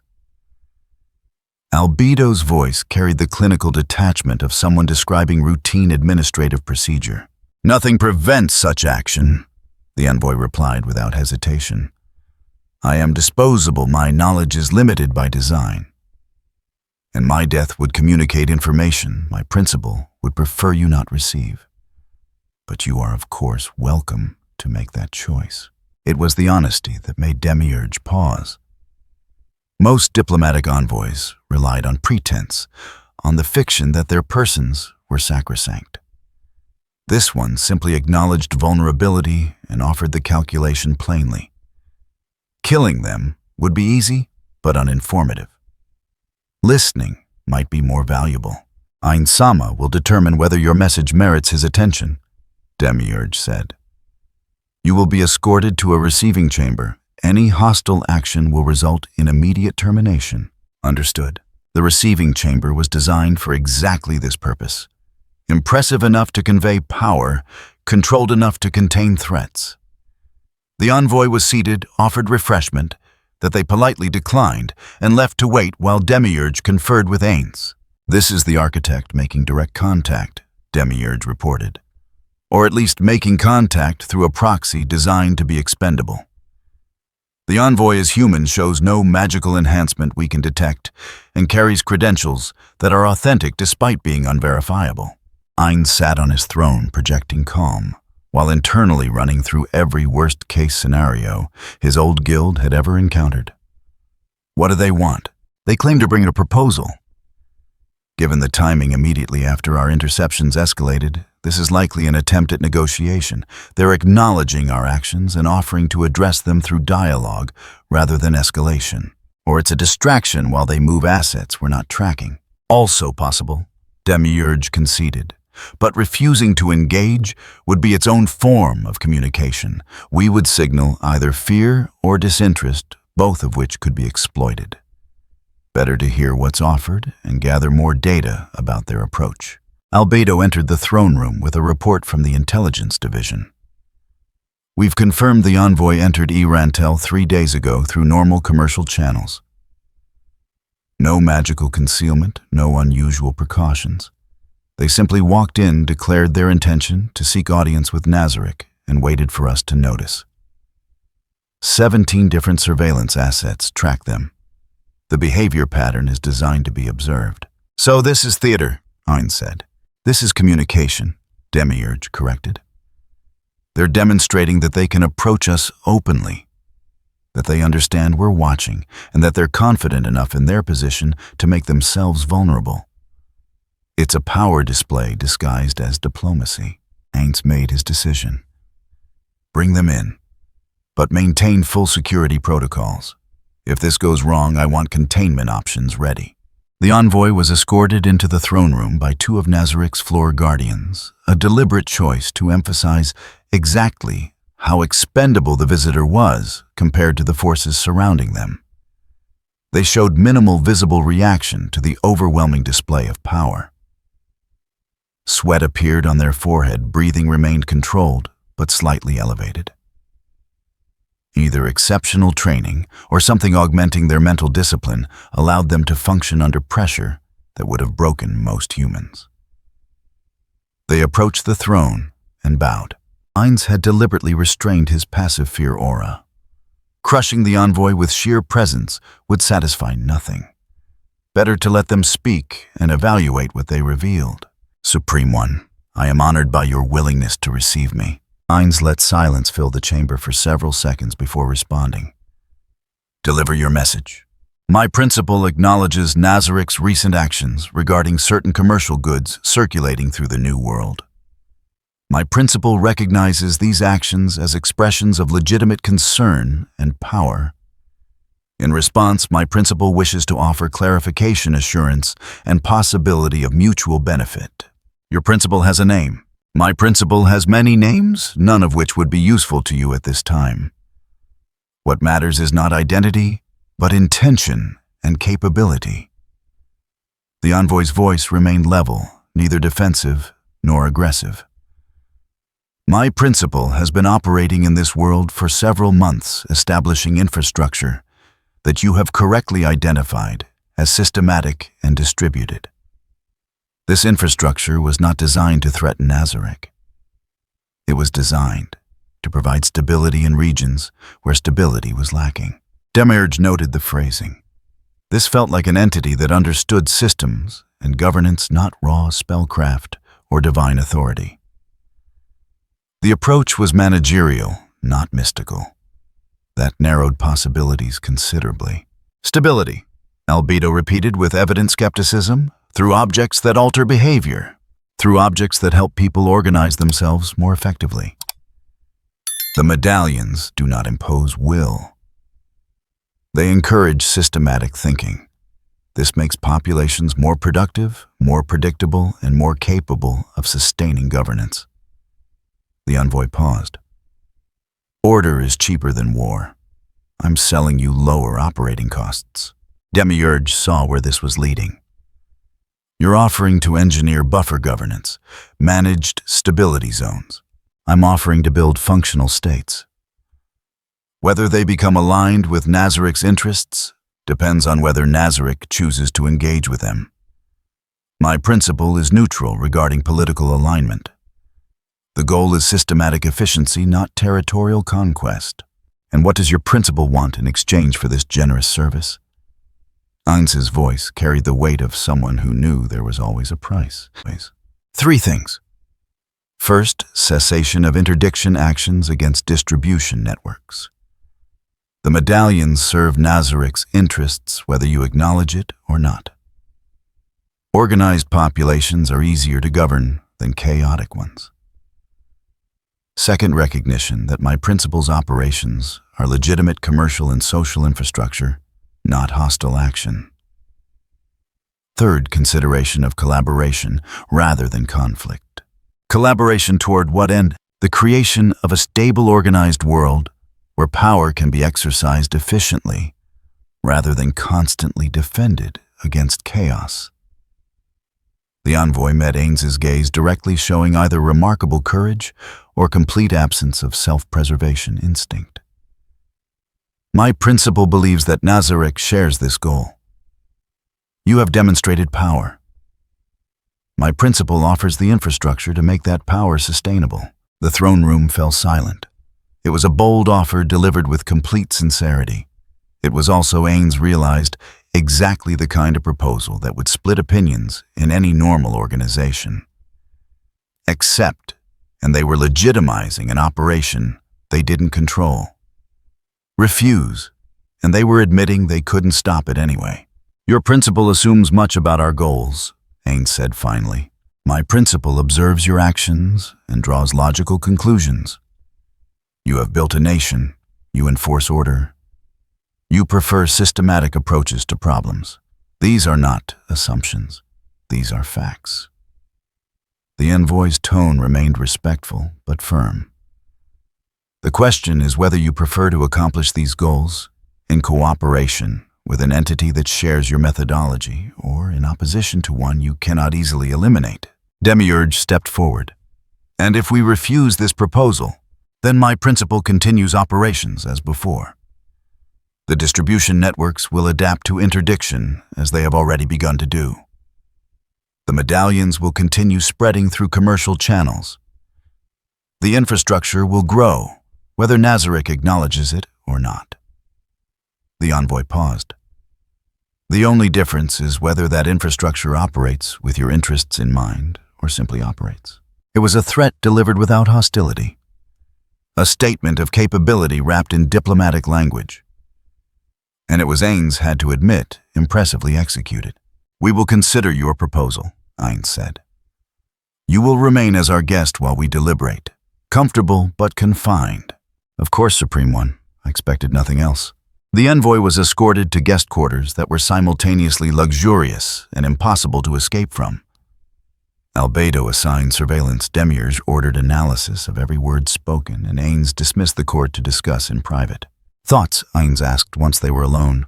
It's brilliant, Demiurge said, without hesitation. They've positioned themselves so that refusing helps them as much as accepting. If we refuse, we look threatened. If we accept, we legitimize their operation. And the offer itself is crafted to sound reasonable. Organized neighbors are easier to manage than chaotic ones. But can we trust them? Trust is irrelevant. The question is whether cooperation serves our interests better than opposition. Demiurge paced the chamber, working through implications. They're right that we can't easily eliminate the infrastructure. It's too distributed, too commercially embedded. Interdiction slows, but doesn't stop it. And their core claim is accurate, organized populations are easier to govern. Albedo frowned. But accepting means allowing an unknown entity to operate within our sphere of influence. We'd be sharing power. We'd be acknowledging power that already exists, Demiurge countered.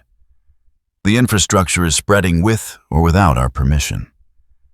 The question is whether we want it to spread as our ally or our competitor. Ainz listened to both sides, appreciating that this was exactly the kind of debate his old guild would have had. Strategic versus cautious. Opportunity versus risk. What about the theocracy? They're using medallions too. Are we being offered the same deal they are? Almost certainly, Demiurge said. This principle, whoever they are, is playing multiple factions simultaneously, offering each one a version of cooperation that serves their interests, while building infrastructure that serves the principle's interests. So we're being manipulated. We're being offered a transaction where both parties benefit. Whether that constitutes manipulation depends on whether we believe we're getting value, commensurate with what we're conceding. Demiurge stopped pacing. The real question is what happens in 5 years, 10 years, when this infrastructure is fully embedded in every nation and commercial network.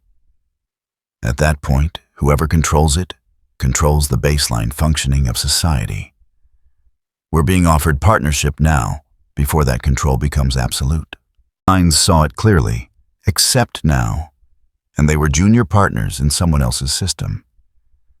Refuse now, and they fought a progressively harder battle against infrastructure that was becoming foundational. There was no good option. Only choices with different costs. We don't accept yet, Ainz decided. But we don't refuse. We tell the envoy we're considering seriously which is true, and we use the time to gather more intelligence. Find out who this principle is. Find out what their real goals are. Find out whether cooperation is genuinely possible or just a prettier form of conquest. And the interdiction operations, continue them, but with more precision. I want our actions to communicate that we're powerful enough to be dangerous, but rational enough to be negotiated with. We're not accepting their terms, but we're not rejecting dialogue either. Demiurge bowed. Brilliant as always, Ainz-sama. You found the path that preserves our options while gathering maximum information. After they left, Ainz sat alone and wondered if Demiurge actually believed that, or was just being encouraging. The truth was simpler and less impressive. He was stalling because he didn't know what the right answer was. The envoy's proposal made sense on the surface, but so did every trap he'd ever avoided in his gaming days. The difference was that in a game, you could save and reload if you made the wrong choice. Here there was only moving forward and hoping you were making decisions for the right reasons. In the guest quarters, the envoy sat in comfortable silence and waited. They had delivered the message exactly as instructed. Nazarek's response was predictable, neither immediate acceptance nor outright rejection, but cautious engagement. Good. Caution meant intelligence. Intelligence meant the conversation could continue productively. 3 floors above, in a chamber designed for intelligence coordination, preparation was already underway for the theocracy approach. Messages would be sent through merchant cipher networks and courier dead drops encoded in trade ledgers and shipping manifests. A similar envoy would approach them within a week, bearing a similar message adjusted for their particular concerns and prejudices. The theocracy would receive essentially the same offer: cessation of interference, recognition of legitimate operations, collaboration toward mutual benefit. The specific terms would be phrased differently, emphasizing divine order. Rather than systematic efficiency, security against undead, rather than sustainable power structures. but the core transaction remained identical. Both factions would be told they were being offered special consideration. Both would be given the impression that accepting meant gaining advantage over the other. Both would be right in the limited sense that cooperation would indeed serve their interests better than opposition. Neither would be told that acceptance meant becoming load-bearing elements in a system designed to function long after its architect was no longer visible. In his room above the textile warehouse, Sauron reviewed reports from both envoys. The Nazaric contact had proceeded exactly as modeled. Ains was cautious, but rational. Demiurge was analytical. Albedo was protective. All predictable, all manageable. The theocracy approach would be more delicate. They were ideological rather than pragmatic, which made them both easier and harder to manipulate. Easier because ideology provided clear pressure points. Harder because ideologues sometimes chose principles over survival. But the theocracy was also desperate. Their military was stretched, their territory contested, their confidence in conventional solutions eroding. They would accept the offer, not because they trusted it, but because refusing meant admitting they had no better alternative. Both major powers would engage. Both would believe they were negotiating from positions of strength. Both would be partly correct. The gift exchange was proceeding as designed. What neither faction understood yet was that the gifts were not the medallions. The medallions were just the delivery mechanism. The real gift was the gradual realization that systematic organization produced better outcomes than improvised chaos. That gift, once accepted, could not be returned. It became part of how populations thought, how institutions operated, how power was exercised. And once that realization became foundational, the question of who controlled the medallions would become irrelevant. Because by then, the world would be running on principles that Sauron represented whether he was present or not. The infrastructure would sustain itself, and he could move on to more refined applications of the methodology he was perfecting. Sauron set down the reports and allowed himself a moment of satisfaction. The pieces were aligning. The garden was growing, and the gardener was becoming unnecessary to the garden's continued flourishing. Exactly as it should be. The laboratory deep within Nazaric had been designed for analyzing artifacts of unknown origin. Sterile, isolated, warded against both magical interference and physical contamination. 3 separate research teams worked in shifts, each examining the intercepted medallions from different analytical perspectives. Demiurge oversaw the operation personally. After 2 weeks of intensive study, the results were disturbing in ways that defied simple categorization. The medallions are not magical items in any conventional sense, reported the lead researcher, a lich specializing in enchantment analysis.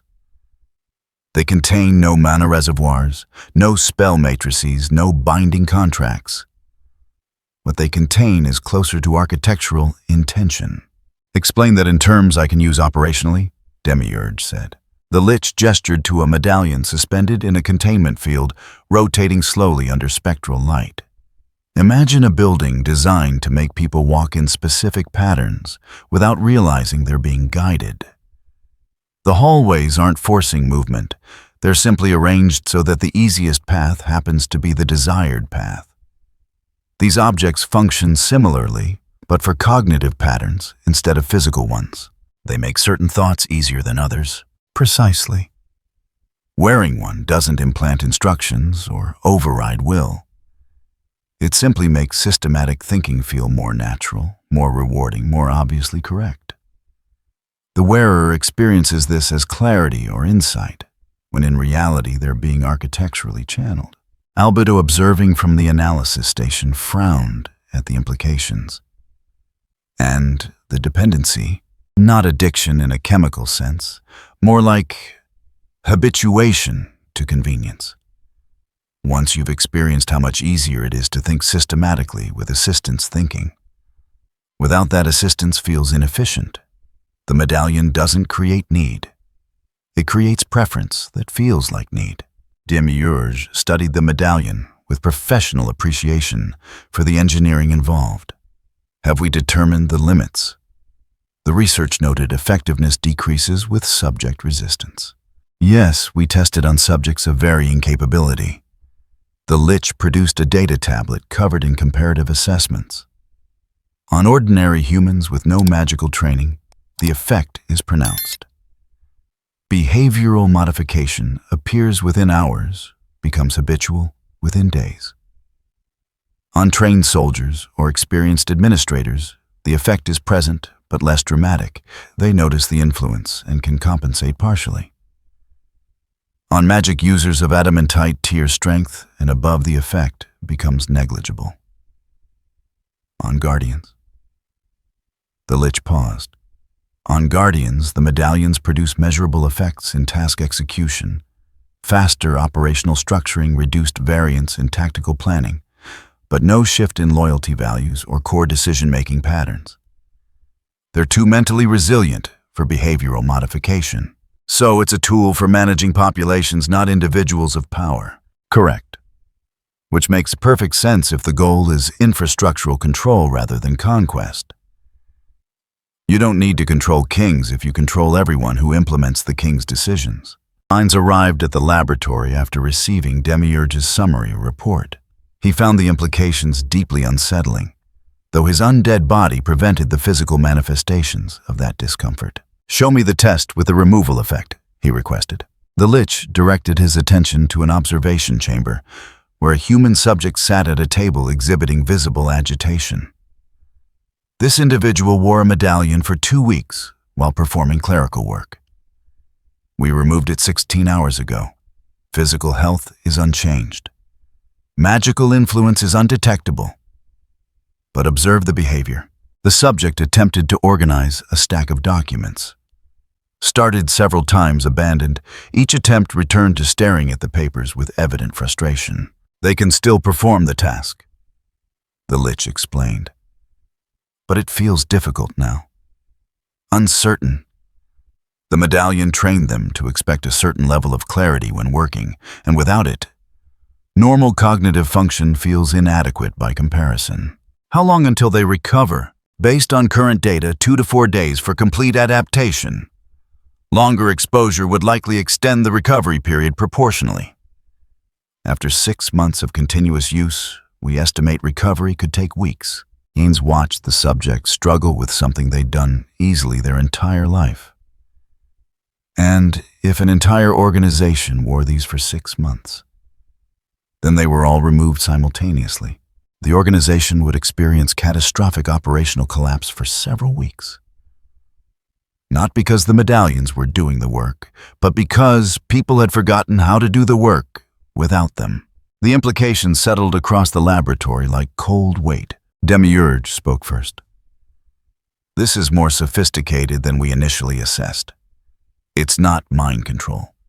It's dependency engineering. By the time you realize you're dependent, removing the dependency causes more damage than maintaining it." "Can we replicate the manufacturing process?" Albedo asked. "No," the Lich admitted. "We understand what the medallions do, but not how they do it. The underlying principle appears to be conceptual rather than mechanical. Whoever created these understands something about the relationship between thought and pattern that we don't." Hines processed this information while wishing not for the first time that leadership came with an instruction manual. "Recommendations. We have 3 options," Demiurge said, producing a strategic analysis that had clearly been prepared before this meeting. "First, we destroy distribution networks comprehensively. Accept the temporary disruption to populations already using medallions. Eliminate the source, absorb the instability. Second, we accept the envoy's proposal and attempt to co-opt the infrastructure for our purposes. Third, we send a message that makes other nations too afraid to adopt the medallions, effectively quarantining the spread through demonstration rather than direct prohibition." "You're proposing we eliminate a state that's using them," Albedo said, reading between the operational language. "I'm proposing we make an example," Demiurge corrected. one that illustrates what happens when nations align themselves with infrastructure we haven't approved. The medallions spread because they seem harmless and useful. We need to make their adoption seem dangerous and costly. Heinz considered this carefully. In his old life, he would have argued against collective punishment. But he wasn't in his old life anymore, and the entity they were facing wasn't going to be deterred by half measures. "What's your recommended target?" Demiurge brought up a map of the New World with several nations highlighted. The Draconic Kingdom. Small, weakened by external conflicts, recently adopted medallions through theocracy channels. Intelligence confirms their quartermaster corps has distributed them to border garrisons and administrative offices. They're using them for military logistics and administrative coordination. Eliminating them would send a message to both the theocracy and whatever entity is behind the distribution network. The theocracy will interpret this as aggression. The theocracy is already using medallions themselves. Eliminating a minor ally of theirs who adopted the same tools demonstrates that we consider the medallions themselves to be the threat, not the theocracy specifically. It puts pressure on them to reconsider their own usage without requiring direct confrontation. Albedo stepped forward with a supplementary analysis. The Draconic Kingdom recently rebuffed our diplomatic overtures while accepting theocracy support. They've been positioned as a buffer state aligned against us. Eliminating them removes a strategic irritant while simultaneously addressing the medallion proliferation. It's efficient. And the legal justification, Ains asked, because international appearances still mattered even when you were planning to destroy a nation. Border incidents? Demiurge replied smoothly. We engineer a situation where their patrols will make critical errors under pressure. Ensure those errors are documented by multiple witnesses, deliver an ultimatum with terms designed to be rejected, then execute judgment when they refuse. The incident will appear to emerge from their own incompetence rather than our orchestration. Heinz sat in silence for nearly a minute, running through scenarios. The Draconic Kingdom was weak enough that Nazarick could eliminate them quickly. The message would be unmistakable. Other nations would have to choose between the convenience of medallions and the safety of not drawing Nazarick's attention. He didn't like collective punishment. In his old life, he would have argued against it strenuously. But that life was gone, and the entity they were facing wasn't going to be deterred by half measures. Sometimes preventing larger conflicts required brutal clarity now. Prepare the operation, he decided. But I want it executed with precision. Target command structures and military assets first. Minimize civilian casualties where tactically feasible. This isn't about destruction for its own sake. It's about sending a very specific message to a very specific audience. The entity behind these medallions needs to understand that infrastructure means nothing if we can eliminate the populations using it faster than it can spread. Demiurge bowed. I'll begin preparations immediately. The operation will be ready within 3 weeks. After they departed, Heinz remained in the laboratory staring at the medallion rotating in its containment field. Such a small thing. Such elegant design, such horrifying implications. He thought about the human subject in the observation chamber, struggling to organize papers without assistance they'd relied on for 2 weeks. Now imagine that person was a supply officer managing an army's logistics, or a magistrate coordinating tax collection, or a merchant tracking inventory. Remove the medallions from an entire administrative apparatus, and the state wouldn't collapse violently. It would simply stop functioning. Quietly, efficiently, completely. That was the genius of it. You didn't need to conquer territory if you could make territory dependent on something you controlled. And by the time the dependency was recognized, removing it would cause more damage than maintaining it.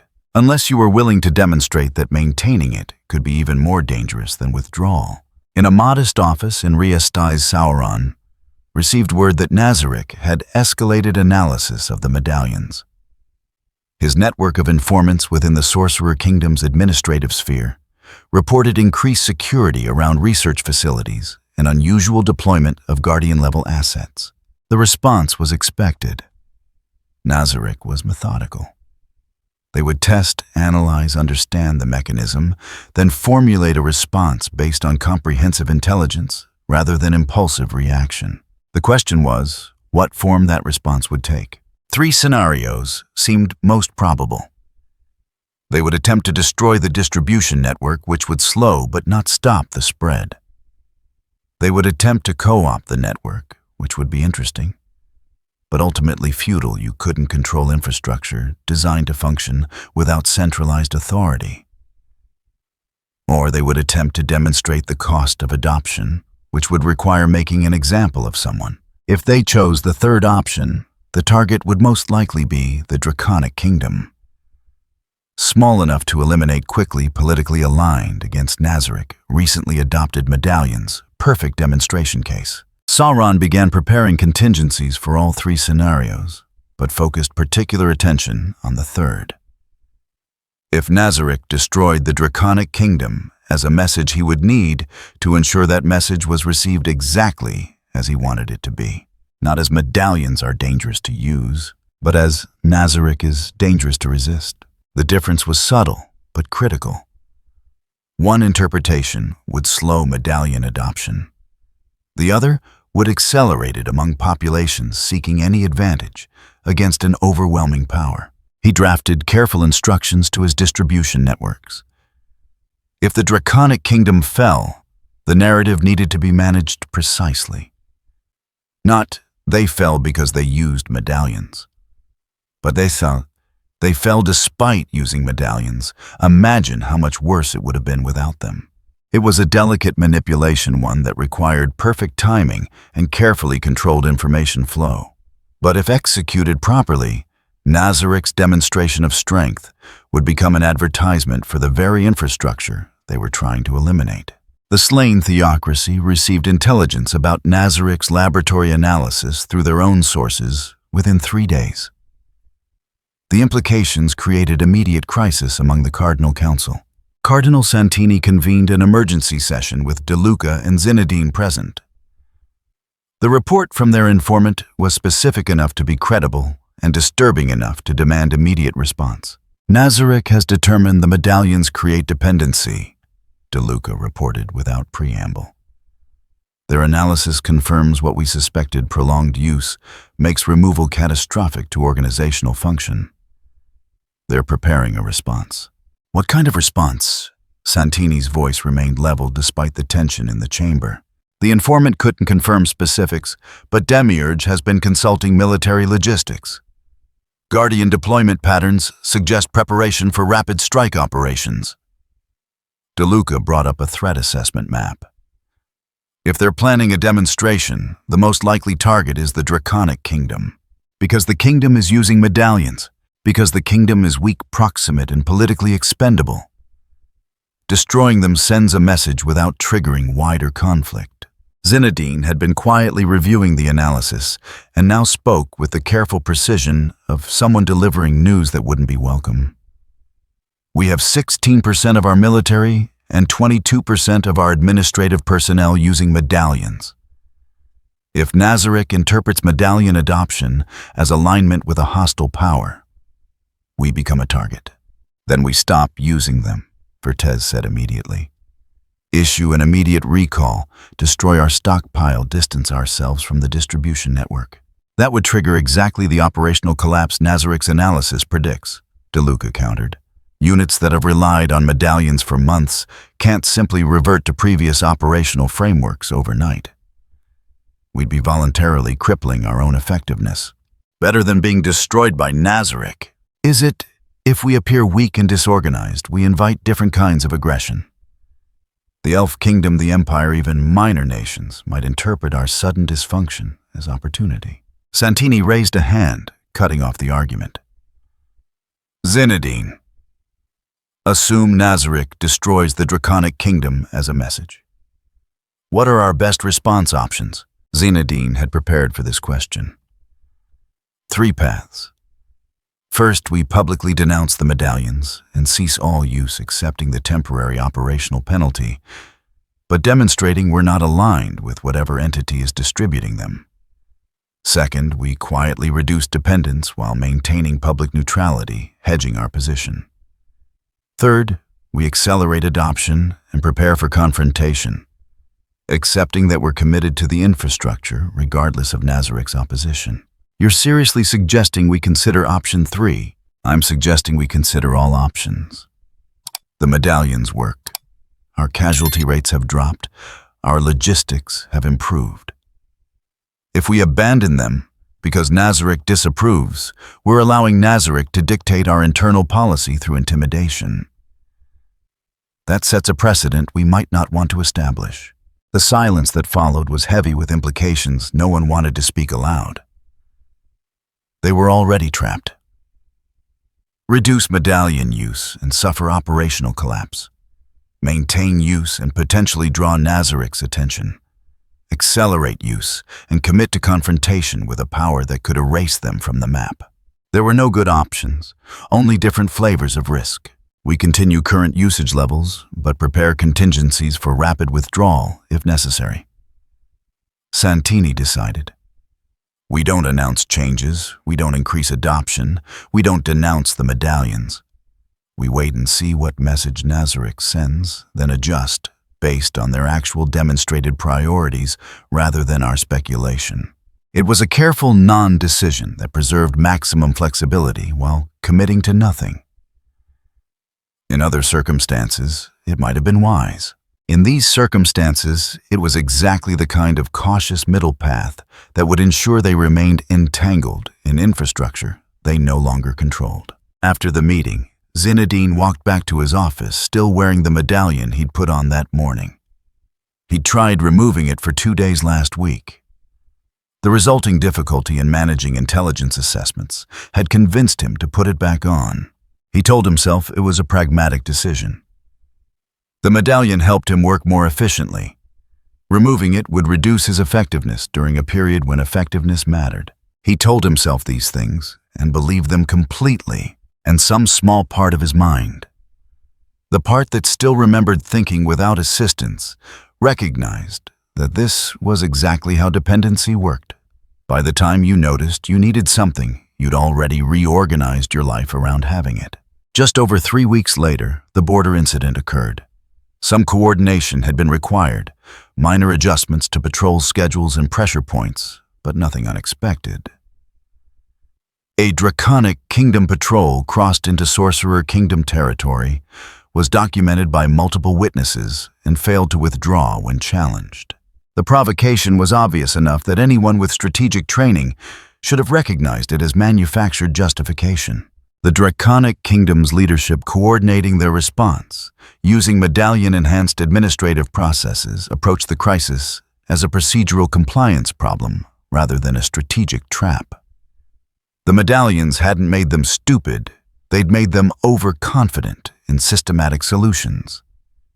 They saw clear protocols for territorial disputes, followed them efficiently, and never questioned whether diplomatic procedure was the right response to deliberate manipulation.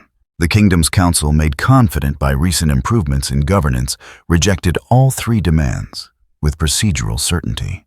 Nazarik's ultimatum had been clear: surrender the officers responsible, pay reparations for the territorial violation, withdraw from all alliances that position them against Sorcerer Kingdom interests. The Council addressed each point systematically, concluded refusal was the appropriate response according to diplomatic protocol, and delivered their answer efficiently. They had 14 days before Nazarik's patience expired. In the Council chamber afterward, one administrator wearing a medallion reviewed the decision documentation with satisfaction. The appropriate response was executed efficiently, he noted for the record.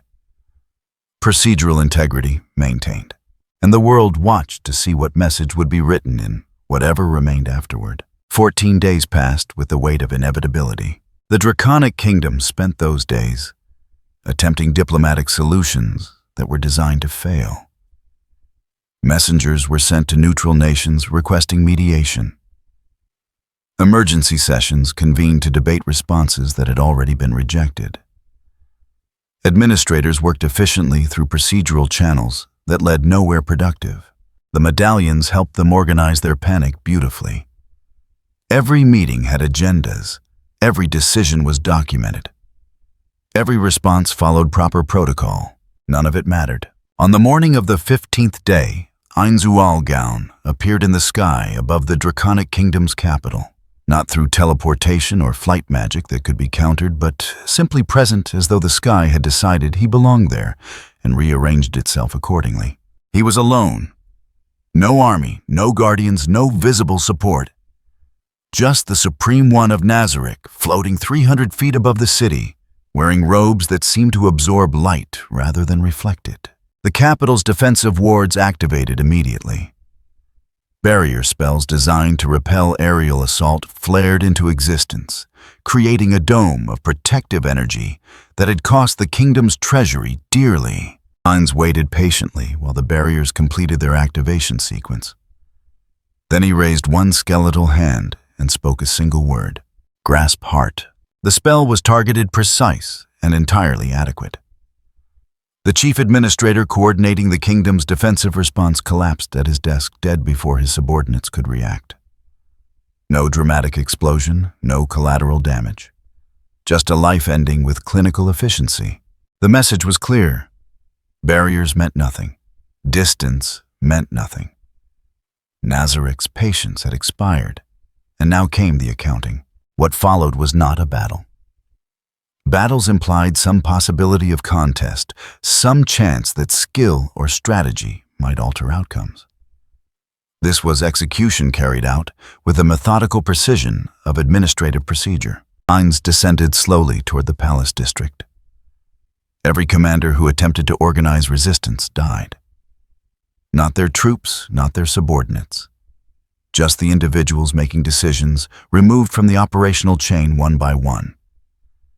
Each death was documented by multiple witnesses, each removal announced calmly, each elimination justified by the ultimatum that had been refused.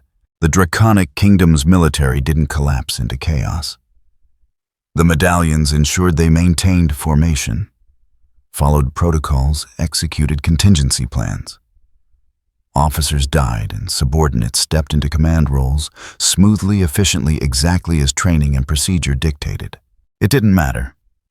Heinz simply killed the next person in the chain of command, then the next, working through the hierarchy with perfect accuracy. He wasn't fighting an army. He was disassembling an organizational chart. The Queen Draudion Auriculus watched from the palace as her kingdom's command structure was systematically dismantled.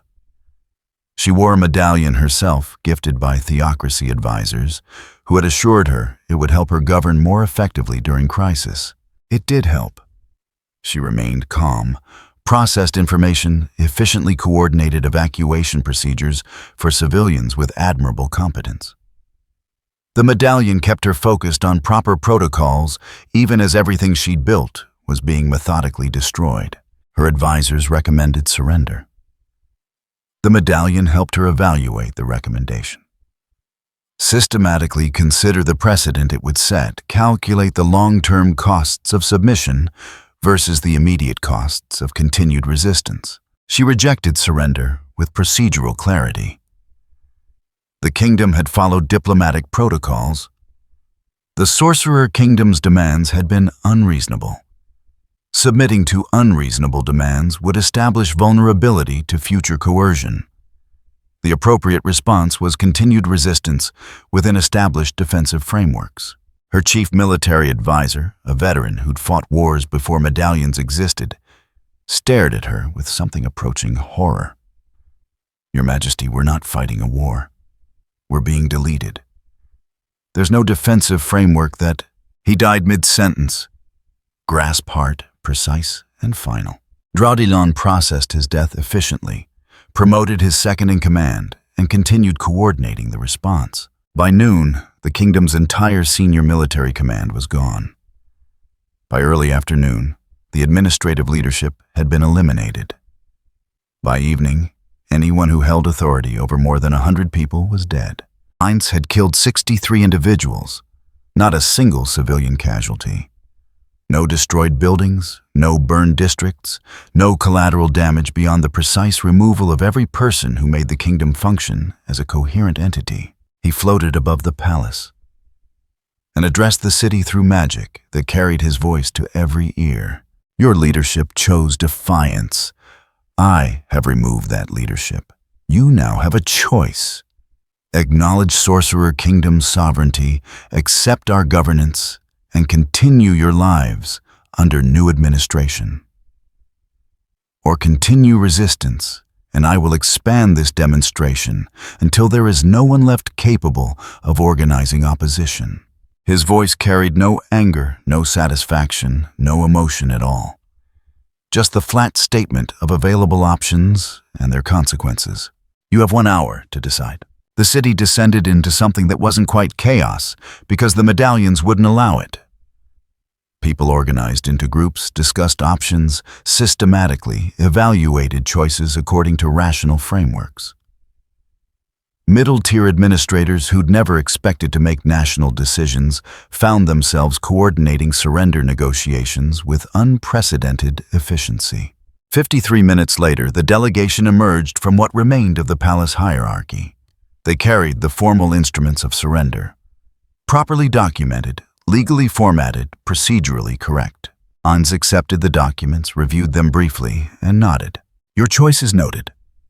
Sorcerer Kingdom administrators will arrive within 3 days to begin transition of governance. All existing medallion distribution will be confiscated and analyzed. Cooperation will be rewarded with stability. Resistance will be met with the same precision you witnessed today. He vanished without ceremony, leaving behind a capital city that had lost its entire leadership class in 8 hours without a single building damaged. The demonstration was complete. In the great tomb of Nazarick, Demiurge reviewed the operation with professional satisfaction. Executed flawlessly, Ainsama. The message will reach every nation within a week. Medallion adoption carries the risk of drawing our attention. Cooperation offers survival. Resistance offers precision elimination. Ein sat in his private chambers, armor removed, experiencing an emotion his undead body couldn't properly express. He'd just killed 63 people. Efficiently, legally, with perfect justification, according to the ultimatum they'd refused. He'd given them a choice. They'd chosen poorly. The consequences had been delivered exactly as promised. He'd done everything correctly, according to the logic of ruling through power, and it felt monstrous anyway. The operation achieved its objectives, he said quietly. Ensure the occupation administration treats the population fairly. I want minimal disruption to civilian life. They surrendered. That means protection, not punishment. Of course, Ainsama. Your wisdom in victory matches your precision in judgment. After Demiurge left, Ainz remained alone with his thoughts, and the memory of 63 lives ended because they'd believed diplomatic protocol mattered more than overwhelming force. The medallions had helped them make that choice confidently, systematically, efficiently. And now they were gone, and the infrastructure Sauron had built was one step closer to being eliminated. Except it wasn't. In the slain theocracy's emergency council session, Cardinal Santini reviewed intelligence reports from the Draconic Kingdom with mounting dread. 63 individuals eliminated in 8 hours. 0 civilian casualties. 0 infrastructure damage. Surgical removal of the entire decision-making apparatus. DeLuca's voice was carefully controlled. This is what precision looks like when applied by an entity that doesn't need armies. And the medallions? Vertez asked, though his tone suggested he already knew. Confiscated. The occupation force is analyzing them, likely using the Draconic Kingdom as a live study of withdrawal effects on an entire population. DeLuca pulled up projections. If the kingdom's administration was dependent on medallions for 6 months, we estimate 2 to 4 weeks of severe operational degradation. Nazarick will document everything. They're not just sending a message, they're gathering data. Zinedine spoke carefully. The message being sent isn't, "Don't use medallions." It's, "Don't defy Nazarick while using medallions." The Draconic Kingdom was eliminated because they refused the ultimatum, not because they wore the medallions. The distinction matters. Does it? Santini's question hung heavy. Will other nations see that distinction, or will they see that adopting this infrastructure attracted Nazarick's lethal attention? Both, Zinedine admitted, which means we're facing a crisis. We have 16% of our military using medallions. If we continue, we risk looking aligned with whatever entity Nazarick considers threatening. If we withdraw, we suffer the operational degradation Nazarick is currently documenting in the Draconic Kingdom. The silence that followed was the silence of people who'd realized they were trapped in a system they could neither abandon nor safely maintain. We reduce dependence gradually, Santini decided. Phase out medallions over 6 months, while developing alternative training protocols to maintain efficiency. We don't announce the change. We simply implement it quietly and hope Nazarick interprets our caution as wisdom rather than weakness. It was the kind of compromise solution that would satisfy no one and solve nothing. But it was the best available option when all choices led to different flavors of danger. In taverns across 7 nations, in merchant guilds and military barracks, in administrative offices and criminal networks, word spread about what had happened to the Draconic Kingdom. The official reports emphasized the precision. The unofficial accounts emphasized the horror. 63 people dead, an entire governance structure erased, a nation absorbed into the Sorcerer Kingdom's sphere in less than a day. And in those same locations, people looked at the medallions they wore and made calculations. Some removed them immediately, accepting the discomfort of withdrawal as preferable to risking Nazarick's attention. Others kept wearing them, but hid the fact, creating a shadow market for what had been openly commercial. But a significant number looked at what happened and reached a different conclusion entirely. The Draconic Kingdom had been destroyed because they were weak and small and defiant. If they'd been stronger, if they'd been better organized, if they'd been more efficient in their resistance, perhaps the outcome would have been different. The medallions hadn't caused their destruction. Inadequate preparation had. And for populations who feared Nazarick's power, who lived in the shadow of potential conquest, who needed every advantage they could find, the medallions became more valuable, not less. Because being slightly more organized, slightly more efficient, slightly better coordinated might be the difference between survival and elimination when facing an overwhelming force. The narrative was spreading exactly as Sauron had predicted. Not, "This tool is dangerous." But this tool wasn't enough, but it was better than nothing. In his office, Sauron reviewed reports from his network with quiet satisfaction. Nazarick had demonstrated their power perfectly. They'd proven they could eliminate medallion users with precision and efficiency. And in doing so, they'd proven that medallion users were worth eliminating. That the infrastructure was significant enough, threatening enough, valuable enough to warrant the Supreme One's personal attention and a demonstration that would echo across nations. The message Nazarick intended was clear: defy us and be destroyed. The message populations received was more complex. Nazarick considers this infrastructure a threat worth crushing. Therefore, this infrastructure has power. Therefore, we need it more than ever. The prohibition would drive adoption underground. The demonstration would drive demand higher. The confiscation would create scarcity, which would increase value. Nazarick had just given the medallions exactly what they needed to spread beyond commercial channels into desperate necessity. Sauron began drafting new distribution protocols. The infrastructure would adapt. It always did. Pressure created resilience, prohibition created value, and demonstration created demand. The Draconic Kingdom's destruction was tragic for those who died. But for the system Sauron was building, it was proof of concept. He'd shown that organized populations attracted powerful attention. Now he would show that organized populations survived what disorganized ones couldn't. The demonstration had sent a message, and Sauron would ensure that message was interpreted exactly as he needed it to be, not as a warning, but as validation. The garden continued growing, fed by the very attempts to uproot it.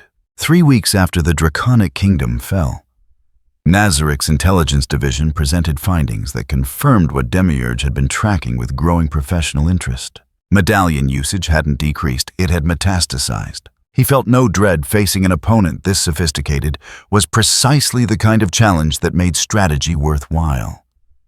But the implications required immediate reassessment. The demonstration achieved tactical objectives perfectly. Demiurge reported to Ains, gesturing to maps covered in distribution tracking data. We eliminated a state, absorbed its territory, documented the withdrawal effects, sent an unmistakable message about the cost of defiance. Every measurable goal was accomplished. But Ains could hear the qualifier coming. But the strategic outcome is inverted. Medallion adoption has accelerated in 17 nations. Not through official channels, those have shut down or gone underground. Through informal networks, secondary markets, individual transfers. People are hiding usage but increasing dependency. Demiurge produced comparative analysis showing adoption curves before and after the demonstration. We made the medallions valuable by treating them as threats. We proved they matter by proving we consider them dangerous. Albedo entered carrying additional intelligence from occupied draconic territories. The withdrawal effects are worse than laboratory projections suggested. 2 weeks after confiscation, administrative efficiency has dropped 40%. Tax collection has effectively ceased. Supply coordination is chaotic. The population isn't resisting, they're simply incapable of maintaining complex governance without the assistance they'd internalized. We knew this would happen, Ains said. Yes, but observing it at scale reveals the full scope. The medallions didn't do the work. They made people forget how to work without them. And now, that knowledge loss is spreading, because other populations are terrified that removal might happen to them too. Albedo's voice carried professional frustration. We're facing a problem where every solution creates larger problems. Destroy distribution, and we drive it underground. Demonstrate consequences, and we validate the threat. Confiscate medallions, and we prove dependency was justified. Demiurge paced the hall, working through strategic implications. We eliminated the Draconic Kingdom's leadership in hours. But 3 weeks later, we still can't effectively govern the territory because the systems they built were dependent on infrastructure we removed. We won the battle against the state and lost the battle against the dependency. Ains absorbed this while wishing he could still feel the physical sensation of frustration. Recommendations. We shift objectives, Demiurge said. We've been treating this as a counter-proliferation operation. That approach has failed. The medallions are symptoms, not disease. We need to identify and eliminate the architect. The entity creating them, distributing them, managing the narrative around them.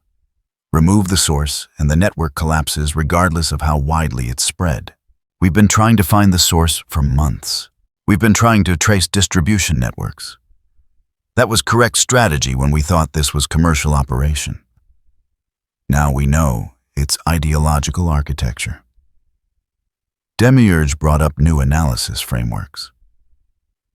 The medallions spread a specific kind of thinking, systematic, procedural, organized. That thinking serves specific goals. We find the goals, we find the mind pursuing them, we eliminate that mind, and the system loses coherence. You're proposing we hunt a philosophy. I'm proposing we hunt the philosopher. Someone designed this. Someone predicted our responses. Someone is managing how populations interpret events.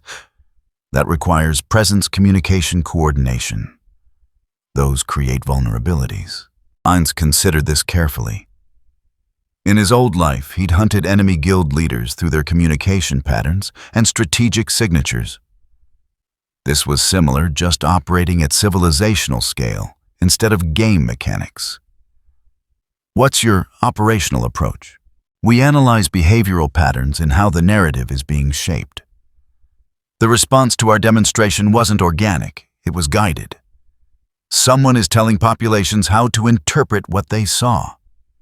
Find the guidance mechanism, trace it to the guide, eliminate the guide. Demiurge produced a network analysis showing information flow patterns. The envoy who approached us is the obvious starting point. They're still in our custody. We extract every piece of information they possess, then we follow every connection outward until we find the entity coordinating this infrastructure. The envoy is designed to be expendable, Albedo noted. They admitted their knowledge is compartmentalized. Yes, but they also admitted they communicate with their principal. That communication uses channels. Channels can be traced, compromised, exploited. We don't need the envoy to know the architect's location. We need them to lead us to the next layer of proxies who lead us to the next, until we reach someone who does know. It was sound strategy. Methodical, patient, likely to succeed given enough time and resources. But it also meant abandoning the frontal approach and engaging in exactly the kind of indirect campaign their opponent excelled at. Hines made his decision. Do it. Prioritize finding the architect over containing the spread. If we eliminate the source, the infrastructure becomes manageable. If we keep fighting distribution while the source remains active, we're just creating the conditions they predicted. After they departed, Ayn sat alone in his private study and confronted an uncomfortable realization. They had been outmaneuvered. Not militarily, Nazarik's military superiority remained absolute. But strategically, politically, narratively. Every action they'd taken had been predicted, countered, and turned into advantage for an opponent who didn't fight battles, but shaped the contexts that made battles irrelevant. The Draconic Kingdom was gone. Nazarik had absorbed the territory, demonstrated overwhelming power, sent a message heard across the continent. And they were further from solving the actual problem than when they'd started. But the truly disturbing part, the question that kept surfacing despite his undead nature suppressing anxiety, was simpler and more dangerous. What if the systematic thinking they were fighting was actually better? The medallions helped people organize, coordinate, govern themselves more effectively. They reduced chaos, improved outcomes, made complex societies function more smoothly. If Nazarik tried to eliminate that, if they succeeded in returning populations to less efficient, more chaotic governance, were they helping those populations or just making them easier to control? Through dependency on Nazarik's power, he'd built the Sorcerer Kingdom on the principle that organized governance was superior to chaos, that laws, systems, and proper administration served populations better than arbitrary rule. The entity they were fighting was spreading that same principle, just more efficiently, more completely with better methodology than Nazarik had managed. Eliminating them meant eliminating a philosophy that Ainz himself believed in. The only difference was who controlled the implementation. And if the choice was between populations organizing themselves efficiently under principles they'd adopted voluntarily versus organizing themselves under Nazarik's governance enforced through overwhelming power, which one was actually better for the people involved? He didn't have an answer. And the absence of that answer troubled him more than any military threat ever had. Somewhere out there was an entity that understood how to make people want to be controlled, who built dependency so elegant that removing it felt like cruelty, who turned prohibition into demand and demonstration into validation. An entity that might be more dangerous than any military force Nazarik had ever faced, precisely because it didn't fight like a force. It fought like a gardener, cultivating a world that would grow, according to its design, whether the gardener remained visible or not. In the slain theocracy, the medallion withdrawal program was failing quietly. Cardinal Santini reviewed weekly reports with mounting concern. Units ordered to reduce dependence were experiencing exactly the degradation Nazarik had documented. Officers who'd worn medallions for months couldn't coordinate complex operations without them. Administrators who'd relied on the systematic thinking boost couldn't manage multivariable decisions efficiently. Some units had simply stopped complying with reduction orders, choosing to risk Nazarik's attention rather than accept operational degradation during a period when efficiency meant survival. Zinedine compiled the data into a brief that essentially admitted their policy had become unenforceable. We can order reduction, but we can't force compliance without monitoring every individual constantly. And monitoring creates its own inefficiencies. We're spending more resources enforcing medallion policy than we saved by having the policy. So we've lost, Vertez said flatly. We've reached equilibrium, Zinedine corrected. The medallions are embedded in our operational culture. Removing them entirely would require accepting degradation we can't afford. Maintaining them requires accepting risk we can't eliminate. We're locked into whatever middle ground preserves both capability and plausible deniability. DeLuca spoke quietly. We've become dependent on infrastructure we don't control, can't replicate, and can't safely remove. That's not equilibrium. That's capture. The silence that followed was acknowledgement that she was correct. They'd tried to exploit a useful tool and instead become part of a system larger than they understood. The theocracy, with its intelligence networks and political sophistication, had been maneuvered into dependency as smoothly as any merchant or soldier. And somewhere the entity responsible was still operating, still distributing, still building whatever it was, building toward. In a rented room that had changed locations 3 times in 3 weeks, Sauron compiled reports from 47 distribution nodes and prepared for the next phase. Nazarik was hunting him. He'd expected this. The envoy in their custody would be interrogated, analyzed, traced. They would find the first layer of proxies, eliminate them. Find the second layer, eliminate those. They would work methodically through the network like surgeons removing tumors. It wouldn't matter. The network wasn't hierarchical. It was distributed cellular, designed to function without central coordination once initial momentum was established. Removing nodes didn't collapse the system because the system had already taught populations how to maintain themselves.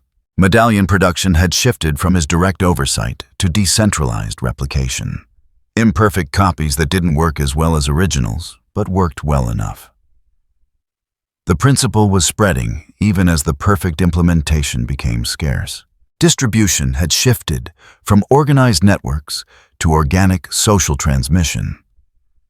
People recommended medallions to people they trusted. Communities developed their own supply chains. The commercial infrastructure was being replaced by social infrastructure that was harder to map and impossible to interdict. The dependency was becoming cultural. Not, I use medallions, but we prefer systematic approaches because they work better. The tool was becoming methodology, and methodology was becoming identity. There had been resistance naturally. Intellectuals in RSDs had organized a movement against mechanized thinking.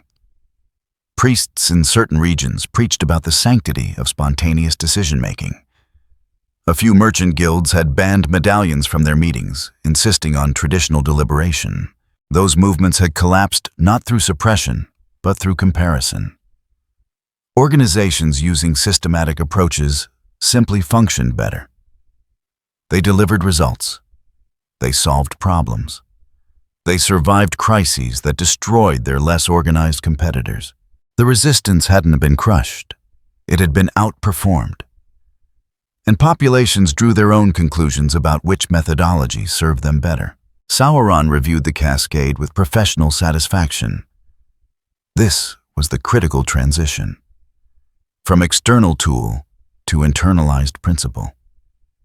From something imposed to something chosen and defended. Nazarik could find him, eliminate him, destroy every physical medallion in existence. The principle would persist because populations had experienced its benefits and reorganized themselves around those benefits. He began drafting final preparations. Not for confrontation. Confrontation was irrelevant. For absence. The infrastructure had matured enough to sustain itself. His presence was becoming unnecessary, possibly counterproductive. More critically, Nazarik's investigation was approaching methods that might actually threaten him. Not military force that remained manageable through misdirection, but systematic analysis of the kind Demiurge specialized in, applied with Nazarik's resources, could eventually map enough patterns to identify vulnerabilities. The cost of remaining was beginning to exceed the benefit. The garden no longer needed constant tending and staying to tend. It risked drawing attention to principles that worked best when they appeared natural rather than cultivated. Time to withdraw before efficiency demanded it become flight. The gardener's work was approaching completion. Soon the garden would no longer need the gardener. He would leave carefully constructed evidence for Nazarik to find. Clues that led to more clues, proxies that led to more proxies. A trail that would occupy their investigation resources for months while the actual infrastructure continued spreading. By the time they exhausted the trail and realized they'd been chasing shadows, the systematic thinking he'd introduced would be so embedded in how populations functioned that removing it would mean destroying the populations themselves. Not conquest, not domination. Just the quiet realization that the world had reorganized itself according to principles he represented, and those principles had become foundational. The new world was teaching itself to value order efficiency systematic approaches, not because Sauron forced them, but because they'd experienced the alternative and found it wanting. His work here was nearly complete, and once it was, he could move on to the next world that needed similar cultivation. In Nazarik's analysis laboratory, the envoy sat calmly in an interrogation chamber, designed to break the will of entities far more resilient than humans. Demiurge had spent 3 days extracting information through methods that ranged from magical compulsion to careful psychological manipulation. The envoy had cooperated completely, providing names, locations, communication protocols, network structures. Every piece of information had led somewhere. And every somewhere had led to another layer of expendable proxies who knew just enough to point toward the next layer. The network wasn't protected by secrecy. It was protected by depth. Layers upon layers upon layers. Each one designed to be penetrated just slowly enough that the core could adapt faster than investigation could progress. They knew we'd do this, Demiurge said to Albedo during a consultation break. The envoy was designed to be captured, interrogated, and used as an entry point. Every layer we penetrate was expected to be penetrated. We're not investigating, we're being led. To what end? To consume investigation resources while the actual infrastructure continues spreading. Demiurge reviewed the interrogation logs with grudging respect. We're fighting an opponent who understands that defending a system requires making the system too expensive to attack, not making it impossible to penetrate. They're not hiding the network. They're making the network too large to eliminate faster than it grows. Then we accelerate. Deploy more resources, penetrate faster than they can adapt. We could, but that assumes the architect is at the end of this trail. What if they're not? What if they've already withdrawn and we're hunting an empty chair while populations continue adopting systematic thinking because they've been taught it works better? Albedo considered this with mounting frustration.